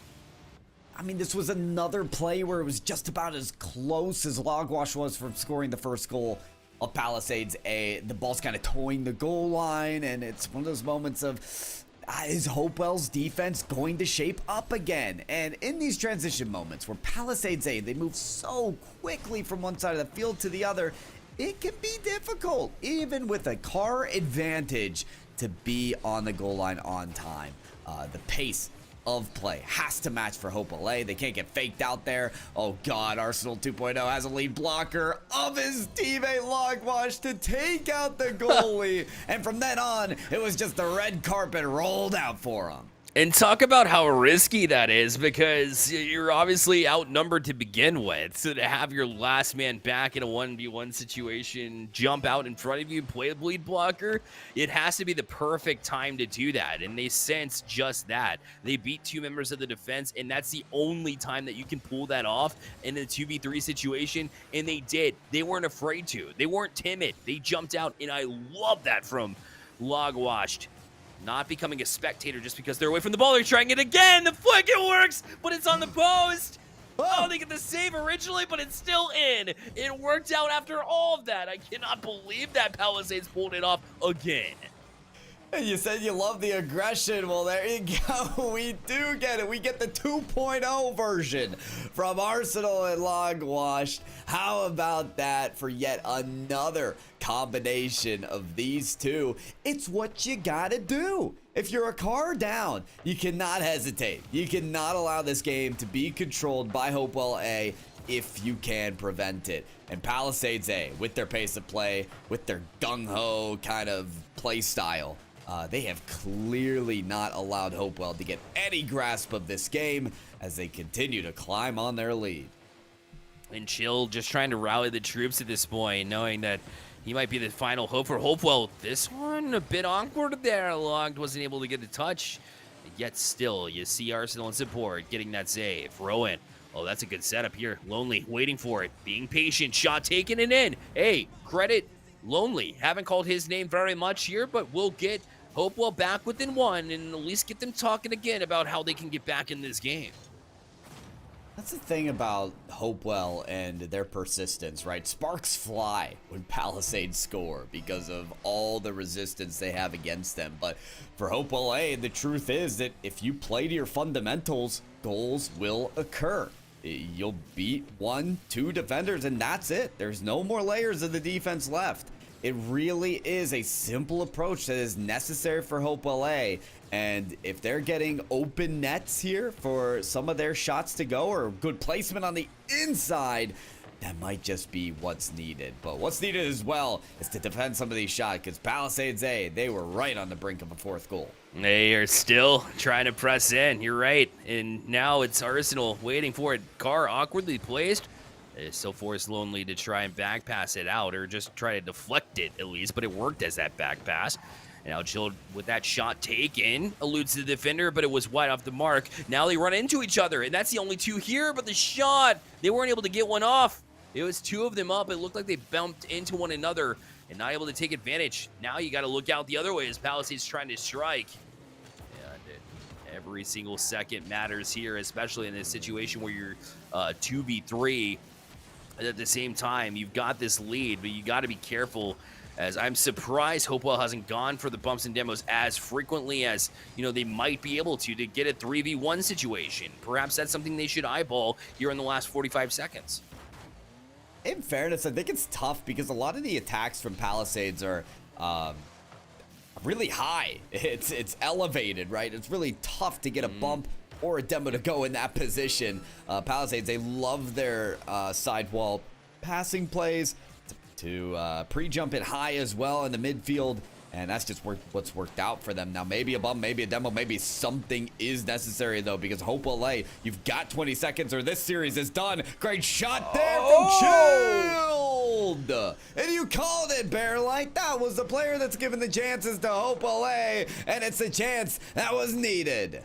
Oh, and it was inches from staying out. That was how perfectly it was placed off that bar to go down. Chilled, keeping them alive. But that's just step 1 in the process. 13 seconds left, and now he's going the kickoff. Log, though, able to handcuff Rowan on the way out. But now there's an opportunity, as Lonely tried to sidestep the last defender, but he was able to do just enough to deflect it away. And now an opportunity for Palisades. There's only 1 person back, and it almost careened around with the bounce, but we have ourselves overtime here in Game 2 as Hopewell has a last hope. I hate to say it, but it's as if Palisades had a third player, they would have scored that 0-second goal. But hey, a lot of things would be different. This is just the same. Palisades giving everything they have for aerial plays such as that. Unfortunately, in that scenario, wasn't looking good. However, midfield pass out there. Oh, shot just outside for Logwash. Arsenal 2.0 losing control of the ball, but able to punch it to the opposite side into the corner where they have time to get boost and attack once again at the ball. Rohan and Logwash. This step on the ball. Arsenal 2.0 gunning for the shot. It's a bullet that's saved by Chilled, and that's going to keep Hopewell alive in this series, at least thus far. Chilled needs to absolutely, calm down a little bit here. It's very difficult when you've been that leader. Here's the opportunity, shot taken. But right now, you know that at least the skill gap is a little bit wider than you prefer as far as your teammates out here, but you got to continue to fight. You got to continue to fight because it might feel like a 1v2, but the rest of your teammates have been doing a decent job to keep it around, and you just got to play off of that. There might be a couple of misses here and there, but you got to stay focused. And here just a minute over overtime. We'll see if he can. But you got them going the other way. Arsenal carry over the last defender. And another 2v3 victory for Palisades as they went 4-3 over Hopewell A in a 2-0 victory here in the series. What an effort these two have put in tonight. It took grit. It took determination. And it took some aggression as well for those lead blocker plays to come to form. But one play after the next. Palisades, hey, wow. What an effort for just the two of them, Bearlight, to make those games work. Incredible work here. Well, we are also on our other channel here for VESL 2, live and going. It's Hail Monkey Man and Chimako on that side. And we just learned that Lincolnton A, the champions, the state champions of last season, are just struggling with Cab Tech right now. Cab Tech was able to at least keep it within one, a 2-1 game there, it seems like, as they finished out game one. So Lincolnton's still on top, but Cab Tech keeping it close. So that just shows the amount of talent and influx that we see this season. I mean, listen, do we all want to see the same script read again? Maybe not, some right. new sheriffs in town could be the case. So I'm happy to hear about it, Bearlight. Give those champions a run for their money. Exactly right. We're going to take a very short break, so stick with us here. We'll see you on the other side. We'll be right back.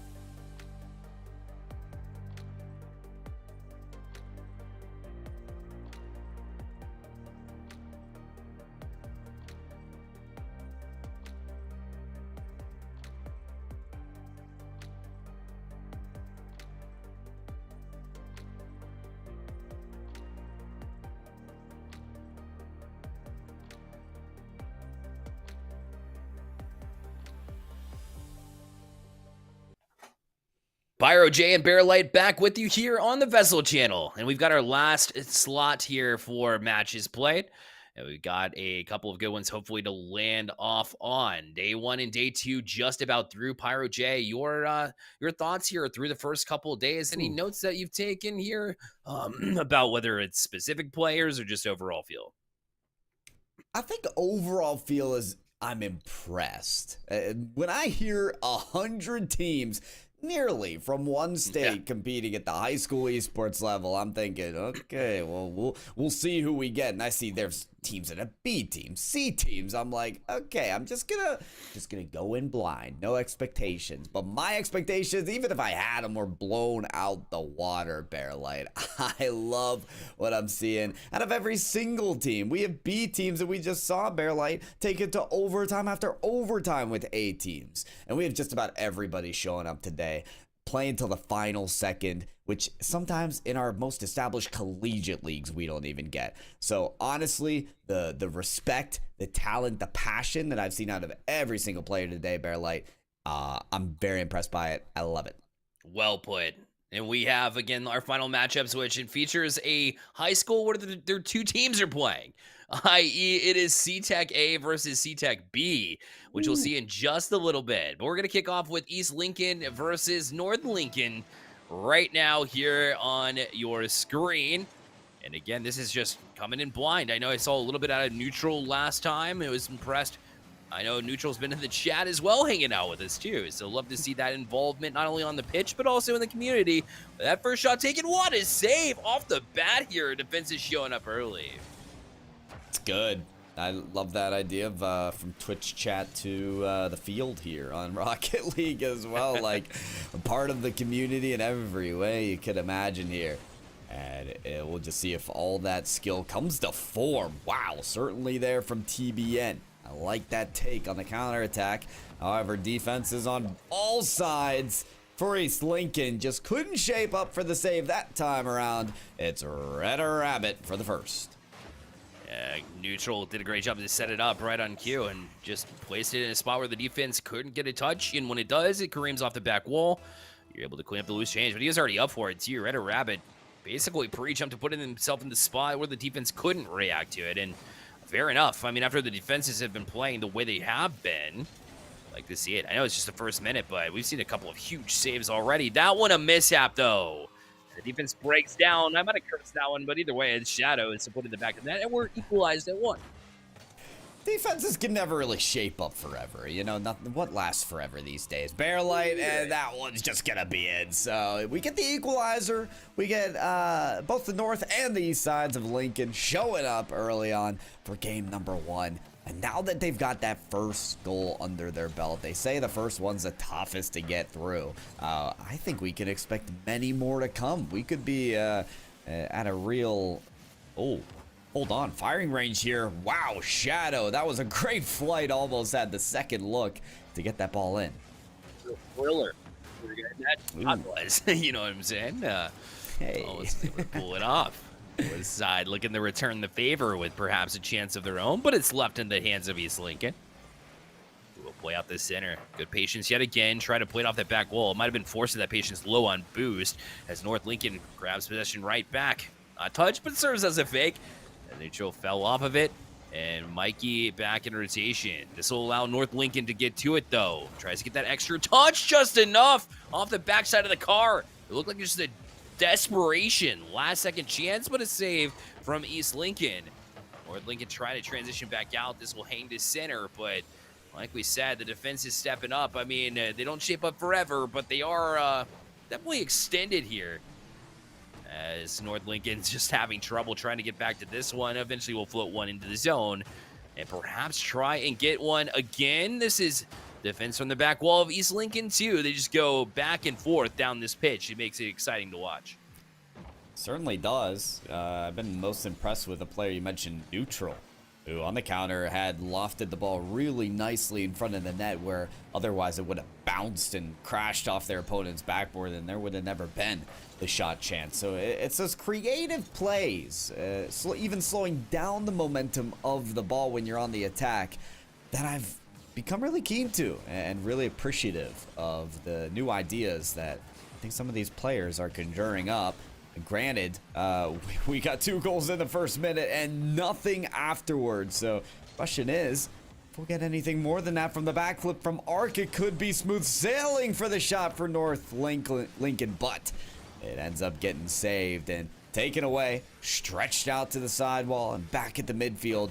East Lincoln poised to get some attack to shape up here, but Neutral getting past one, has a follow-up here. Shots off the backboard. Can they put it mid for a shot taker? Not quite. North Lincoln trying to get something to go for the second goal. Yeah, when goals are coming at a premium, you have to find the opportune time to strike, and no team is really allowing that opportunity. It's been very clean. We'll see if that continues, though, as North Lincoln's looking to press out, but Shadows has also been a presence all over this pitch, finding defensive challenges and being able to just carry the ball out in his own regards. But this one, Neutral trying to get that bomb, too, but avoided nicely by the defensive East Lincoln. This will be cleared out of the zone, and try to put it in that perfect spot between the defense, whereas teammate could get to it, but the teammate was just a little bit off the mark, and so with 1 minute left, we remain at this equalized standpoint. That might change soon here as Arc wait to play off the corner. Good read and challenge out early. That's what you need to do in that situation by North Lincoln. An extra effort there from the last man back will allow North Lincoln to rotate back into the defensive positions and eventually get this touch that will head out to center, and they'll have the next opportunity. Question is, who's going to ice up here? 30 seconds. Who wants to make the clutch play? So far, it's in favor of East Lincoln. They'll get a pass up the corner. There's a shot taker. Striker is going to misfire, though, and send it right just off their car. Kind of a soft touch. Really not what you're looking like or for in that situation, but TBN, there's the shot placement that we've been looking for. Opposite side and through on the bottom corner. Just found enough space there, and the defense was being harassed in that situation where they couldn't get to it, and that was just enough in that huge situation. And we said be opportunistic. Well, that was a perfect time to strike. Under 15 seconds left. Now an answer is definitely well due here for East Lincoln. They played this game so well. They are able to demo to keep it alive for now, which looks like they were just going to dribble it back in. 1 second left. Propels off the corner, giving them one last shot, but a good fake will make it awkward for them, and they can't rehandle. It's North Lincoln that wins game 1. What a game that was as well. I mean, holy moly, North Lincoln really fired away at the last moment that they needed to. And that was impressive. And even in the final seconds, they had that breakaway play as well. So you can tell North Lincoln at the beginning and the end of the game just had something to them that we knew would prove its way to the end. We are right back to the beginning, though. This is game number 1 of the C-Tech squads. And the A-team here to prove exactly why they aren't playing on the B squad. They will have the advantage, naturally, as you imagine, from a mechanical standpoint, from many would say talent standpoint. But the unique advantage goes to C-Tech B, who knows this C-Tech A team. I guess you could say it both ways, but at the same time, when you're not going to be the favorited team in a match, it's good to at least know your opponent and know their habits, perhaps use that against them, get creative in that way, and eventually all teams will learn each other in the regions as we go along once the season begins, but it's still an interesting aspect to consider. And one of the reasons why C-Tech B will at least have a shot here, in my opinion. That being said, how far of a shot it will be, it's going to be determined by how well C-Tech B is able to step up and use that information to their advantage. It's always fun when the players know each other. You might just go for the bump instead of the ball sometimes, just to rub it in their face, just to say, hey, your buddy's here, and we're playing on the other side. So you better keep your head on a swivel. The bumps and demos, they could come at any time, and I've already seen them come through here in the first minute of the gameplay. C-Tech B searching for a tied-up scenario with their first goal, but can't quite get there. They're quick challenging the ball as much as they can. C-Tech Panda trying to backflip the ball. Eventually does get a long one to go. Galaxy kind of chasing this down and has to rotate ball side for that instance. Bubba now keeps it alive for Panda, who could read this off the backboard, but is demoed instead. And again, there's those physical plays coming to form. Of course, these C-Tech teams reminding each other of exactly who they're playing against. Yeah, once again, you get reminded pretty frequently, but C-Tech B has been doing a great job holding him off at an arm's length, but they've got Bubba off this back wall looking for the pass. He just eluded one. Third man back, had to run to it, and somehow it creams around. Unfortunately, it's an own goal there as the pinball action started. I mean, sometimes you just put it in an awkward spot for the defense and good things will happen. That's right. Take advantage of the weird moments and be the first to the ball. At that point, C-Tech A, they're able to go ahead, get their second goal, and maybe a third here. Uh-oh. Shot's going to go wide as Fishy Boy kind of lurking around the zone, trying to get that ball towards the net. Uh-oh, Panda can't get the touch there, but Fishy comes up with it. Oh, it's stolen by their teammate Bubba, though. RCK is going to miss a demolition attempt, trying to get the ball out of a dangerous position. They are in trouble here. Two of them cooped up in the corner. Not a lot of momentum behind the ball. C-Tech Panda tries getting around, but that ball's still stuck like glue in the corner. Nobody can get it out for their own advantage as it's hit right back there. Somebody's got to plow this ball the way that they want. It almost goes in favor of Bubba there. A second touch off the backboard. Just comes shy against the goal. C-Tech A so close to their third. And now this is the opportunity. Bubba right there and chips it backwards and into the back of the net. You can sense it, and they actually provided. Here is his third goal going in by the hands of Bubba, who again just decided to flip it over the shoulder there. And nobody back from C-Tech B. You send all your focus trying to just get out of this corner that you've been stuck in defensively since the get-go, since the last kickoff, essentially. And C-Tech A was able to take advantage of it by just getting them to commit a little bit too far forward, and into the back of the net it went. And C-Tech enjoys this large margin, which, you know, it's not a big surprise seeing a margin A team versus B team, but you want to see a little bit more maybe out of the A team as well. Right now, it just hasn't quite fulfilled. They, to be fair, they have extended offensive pressure. Their defense has stepped up when they needed to, and they are pitching a shutout after all. That's right.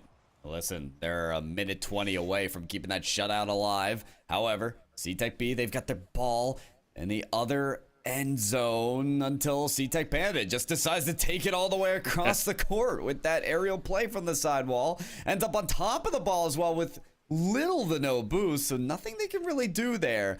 But that little ball chasey attitude, I guess, gives them an advantage because Panda's right behind the ball again. Might have a lane towards the goal. Puts it high, maybe for a teammate, still under it. But what a massive clear for C-Tech B. They get the ball across the other way. Somebody's got to follow this, though, Bear Light. They did put all that work in to punch the ball off their opponent's backboard, and yet no one could put it towards the net. Oh, and that waterfall almost allowed C-Tech to get back to it. But yeah, opportunity missed from C-Tech B. Lessons they're going to learn for sure. And, you know, an aspect I hadn't thought about until this time is, you know, when you're playing members of your own high school, like A versus B team, it's like, do you have any bad feelings about this? Taking it to them, or is this just like expected to this point? I know you see it all the time at the collegiate level, whether it's you know, Northwood Blue versus Northwood White when they're facing one another. How do you think those emotions are in the communication front? It's wavering, I can imagine. I mean, at the same time, it's been kind of a long day of Rocket League for these guys. We're coming close to the third hour or the end of the third hour, I think, for these players. And it's like, that's a lot of Rocket League. That's a lot of matches to play competitively. They matter in the group stage. You don't want to be at the bottom. So being here towards the end of it, I'm hoping these players are able to kind of keep things light, laugh off some of the mistakes, and take advantage of the plays that work for them. Unfortunately for C-Tech B, nothing got in their zone that they could score off of. Only one shot registered throughout that entire game. All the advantage and the win to C-Tech A. Yeah, and the defense was there from time to time, just not enough. But East Lincoln now versus North Lincoln A. Remember, it was North Lincoln that was able to squeak one by. But East Lincoln looking for that solution, and we know that they have it in them versus what we've seen there. Shadow's a big portion of why that was the case. All three of them very capable at taking it to them, but they've got Neutral and Red Rabbit on the other side who are making big plays, and even TBN got a goal at the tail end as the staple third man and still being able to produce numbers-wise. TBN was actually ridiculous in that game. I would think as much to I want to feed the ball to TBN. I want to see more shots come out of that player. I think they've got more to show for. This time it is saved by one of their teammates. So that's a solid defensive showing there for North Lincoln to kick things off. I think that's a double demolition though. They might have an opening here. Red Rabbit. No, can't get on the right side of the ball and ends up pushing it out and away. North Lincoln's so close on the counter.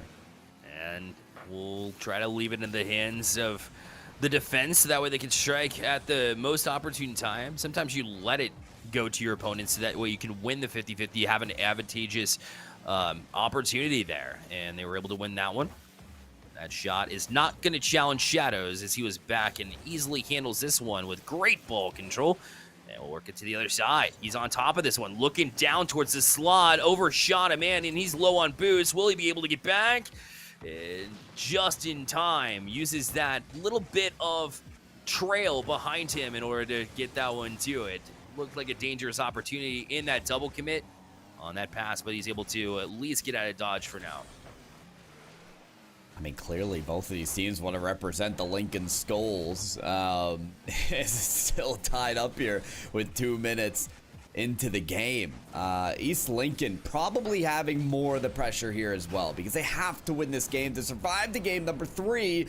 But survival appears to be difficult here. A demolition near the goal line is certainly going to be part of why North Lincoln able to get their first goal in. And that only works with communication, right? Because typically, like 9 times out of 10, when you're sending that across the pitch, you imagine, or across the box rather, you imagine that there's going to be a teammate there to tap it in. Instead, there's a demo, and you need to chase at that point in order to get the goal. So comms comes in handy saying, I'm demoing out in front, so now you stay on it naturally. So great communication and great execution. Again, it's not the first time we've said that for North Lincoln A at all. Now they're looking to add to it as well, but Shadows stands in the way, stands firm there defensively at midfield, and now he's left in a 1v1 opportunity. That's until it's taken away instantly by Neutral on that side. TBN, the man you say, needs to get that involvement. Will chomp out at 50-50. Opportunity for North Lincoln to try to get to it, but they're a little bit late. Shot taken. What a shot it was, as Shadows from a nasty corner will equalize. Almost looked like we were peering into a Rumble game and they had that boxing glove item, and that's how they got all the momentum on that shot. Man, if I could have that kind of power behind every goal I take, I would love that. Beautifully done there as East Lincoln ties it up. Does not like the situation they were in, being down and out and under on the goal side of the scoreboard. But this time around with 2 minutes remaining, they'll be able to find their equalizer. They'll be able to maybe get themselves a lead. I mean, I know the scoring has been a little light throughout this game, and on opportunities like that, East Lincoln would like better shot taking than what we've seen. But all it takes is one at this point to force a game 3. That's right, and it doesn't have to look pretty. They won't ask how it was done. They'll ask how many at the end of the day. And North Lincoln from their defensive side has been very quick in transition. But East Lincoln's done a good job to match that speed, match that energy defensively to really send it out in opportunities of their own. And there's a demo to answer to. But the third man couldn't get there in time. The rest of the North Lincoln defense will launch themselves upon it. This one settled. Nicely done from Shadows. We'll launch it off that back wall too. Oh, what a great dive backwards from basically midfield in the defense of North Lincoln. They don't become spectators after the first one misses. That's what's important. You gotta be present on the field when it matters. And the defense is shaping up to keep this ball game still tied at 1, but this next goal could come for North Lincoln. No, instead it is Ark able to make the save. Neutral, who got the first goal in for North Lincoln and the only one certainly in this game, almost able to corral that ball towards the net. Instead, East Lincoln on the prowl, but one of them demoed away, and the rest have to escape back towards their net. Flick past one, there's a shot, and it's in! Red Rabbit, 20 seconds remaining, able to find the goal that can win them the series. Oh, backbreaker here. East Lincoln doesn't have much to work with. Shadows done such a good job of avoiding that demo, and yet it was just enough to hinder his ability to dive back across and make the save in such an opportune time for North Lincoln, as they have this 2-1 lead with just 17 seconds left. Shadows trying to find one, everybody committing forward here for East Lincoln, and now it'll float back towards their net. Shadows diving for it, one save done. He keeps it alive for his team. 4 seconds left. Now this one's chopped at, back in the zone. North Lincoln up, the touch back down, but they'll keep it alive for one more opportunity, but it hits the ground after a fake. North Lincoln win 2-0. That is one of the toughest wins that they will ever scrape by, though. How close were both games there? And even at the end, East Lincoln did not want to give up. The saves they made in those final 10 seconds were a display enough of the talent that's on that roster. I hope to see more from East Lincoln, but well-earned victory for North Lincoln. Their A squad moving on with a win there. But we get right into our final game, I believe, of today's broadcast. This is C-Tech A versus C-Tech B once again. The A team garnering their win in game 1, and with a win here in game 2 could end this series, but hey, 30 seconds in and we're still tied up. Yeah, and not only that, but C-Tech B has been on the offensive side of the ball. Love seeing that. So right now it is C-Tech A, though, striking first. It's C-Tech Panda, which we come to know and love. He'll get them on the board. So C-Tech B, extended period of time they spent on the offensive side. But at the end of the day, that A team is coming back and proving why they are. They are indeed. And I know we've got some fans for these C-Tech players as well. So excited to see just about anyone heat up, especially the player with C-Tech in their name, surely. So C-Tech A starting things off with a lead, despite C-Tech B having some of the better chances to start out. Hold on, demolition shot there off the crossbar. Is there a follow-up? Is there another shot to come? Not yet. However, the persistence still coming from C-Tech A squad. Here comes Panda searching for a second goal and is gonna get it. Air dribble straight to the net. Well positioned right there, and the patience to chop at it once the defense commits. That's the right time to jump on it, knowing that you have plenty of time after they do, and being able to launch yourself to it once it happens, and make no mistake about it.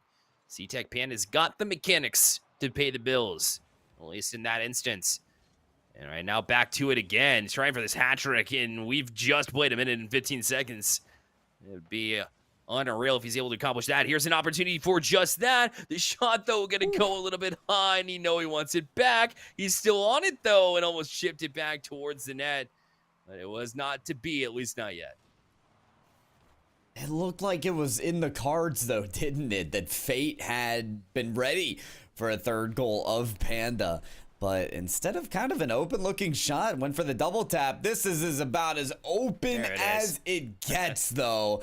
Persistence pays off here, Bearlight. Panda's third. Yep. Do the right things, and it will pay off eventually, as the Rocket League gods were kind.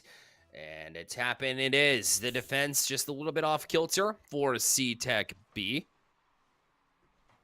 But they'll look to get back to it here after this kickoff. 3-0, yes, but got to play for bragging rights at school, right? You'll get to go to school the next day and then be able to say, hey, remember when we at least scored on you a couple times? That's what I'm aiming for, if I'm them at least. Score on them, demo them, you know, something or another to tell them to put it on the announcements in the morning as well. Yes. In case you missed it, C-Tech A take the victory over the B team. And it looks like Nerf is ready for that fate. You know, he's styling on the screen here today. I don't know. Is that the clip you want to send off? Maybe. And in other news, school, we have Turtle. After giving up in this C-Tech A versus C-Tech B team. But, we said we like to see players play until the final whistle, and yes, that is 100% true. But at the same time, I feel like this is a game that's been played once or twice before. And so they kind of know the results at that point in time. I mean, I still like to see teams play until the final whistle, but right now, it looks like they have just given up at this point. So we could probably move on to faces. It's safe to say, I don't know about you, Pyro J. I'm pretty sure that they've pulled out the victory here. I think I see where you're going with that, Bear Light. There's a reason there's an A and a B team. They know the result. And I'm glad we got a little glimpse of the fun still, because after all, it's a video game and we're having a good time. That being said, this is VESL Season 2 with 9K on the line here. So nothing to really turtle and Beyblade about, as so much is on the line for some of these teams. It's really good to see, though, what C-Tech is able to bring to the table, Bear Light, among all the teams that we've seen today. That's exactly right. I mean, $9,000 on the line will make you play your heart out until you run into the A team of your own high school, and then you're like, oh, that's tough. But overall, though, I mean, to kind of put it in perspective what we've seen over the first couple of days, it's just that North Carolina has so much talent, right? There's so many good Rocket League players that even I wasn't aware of. I played a lot of Rocket League way back in the day, and pretty competitively too. I was one of the best in North Carolina, and I wasn't familiar with any of these players, and they come out of basically nowhere and have a talent that I can't even keep up with, not even close. So love to see all the talent that's here in my home state of North Carolina, and seeing what they're able to do and accomplish here. So again, with just all the things that we've learned today too, sometimes you got to dig deep. These one-sided affairs are a learning experience. We also get to learn a lot from Katrina. Again, a big thank you to Katrina for coming out and sharing her thoughts about the esports scene and her experiences through her content creation. That was such an awesome segment we had too. Yeah, I personally listened to almost all of it. Really cool listen there. If you guys missed it, go ahead and watch a VOD back. You've got a very successful content creator now who's discussing kind of their road into becoming a content creator and how difficult it can be and some of the challenges that come along with it. I know Bear Light and myself both have those experiences as well, so a lot to relate to there in terms of growing and what the future esports looks like in content creation and how they both of them kind of go hand in hand. So really enjoyed that segment as well, Bear Light. I hope you enjoyed the segment with me just as much, though, because I had a great time casting some Rocket League with you. It was phenomenal. We thank you as always. It's always a pleasure hanging out and sharing the booth with you for sure. And for all of you watching and tuning in, we appreciate you all. Production behind the scenes too. It goes without saying that you all kill it every single time, and we are much appreciating of yourselves and what you do here. The other stream is gone too, which means we're the last ones you see here this week, but it's not the last that you'll see us here this week, rather, because we'll be back tomorrow. I won't be, but Pyro J will be with us. Yes? I'm here. Awesome stuff. Pyro J will be here tomorrow with the gang and the rest of them on the 2 channels. Don't miss it. It'll be the same time, start time at 6 p.m., and we'll be right here with you. Take care, guys. Good night.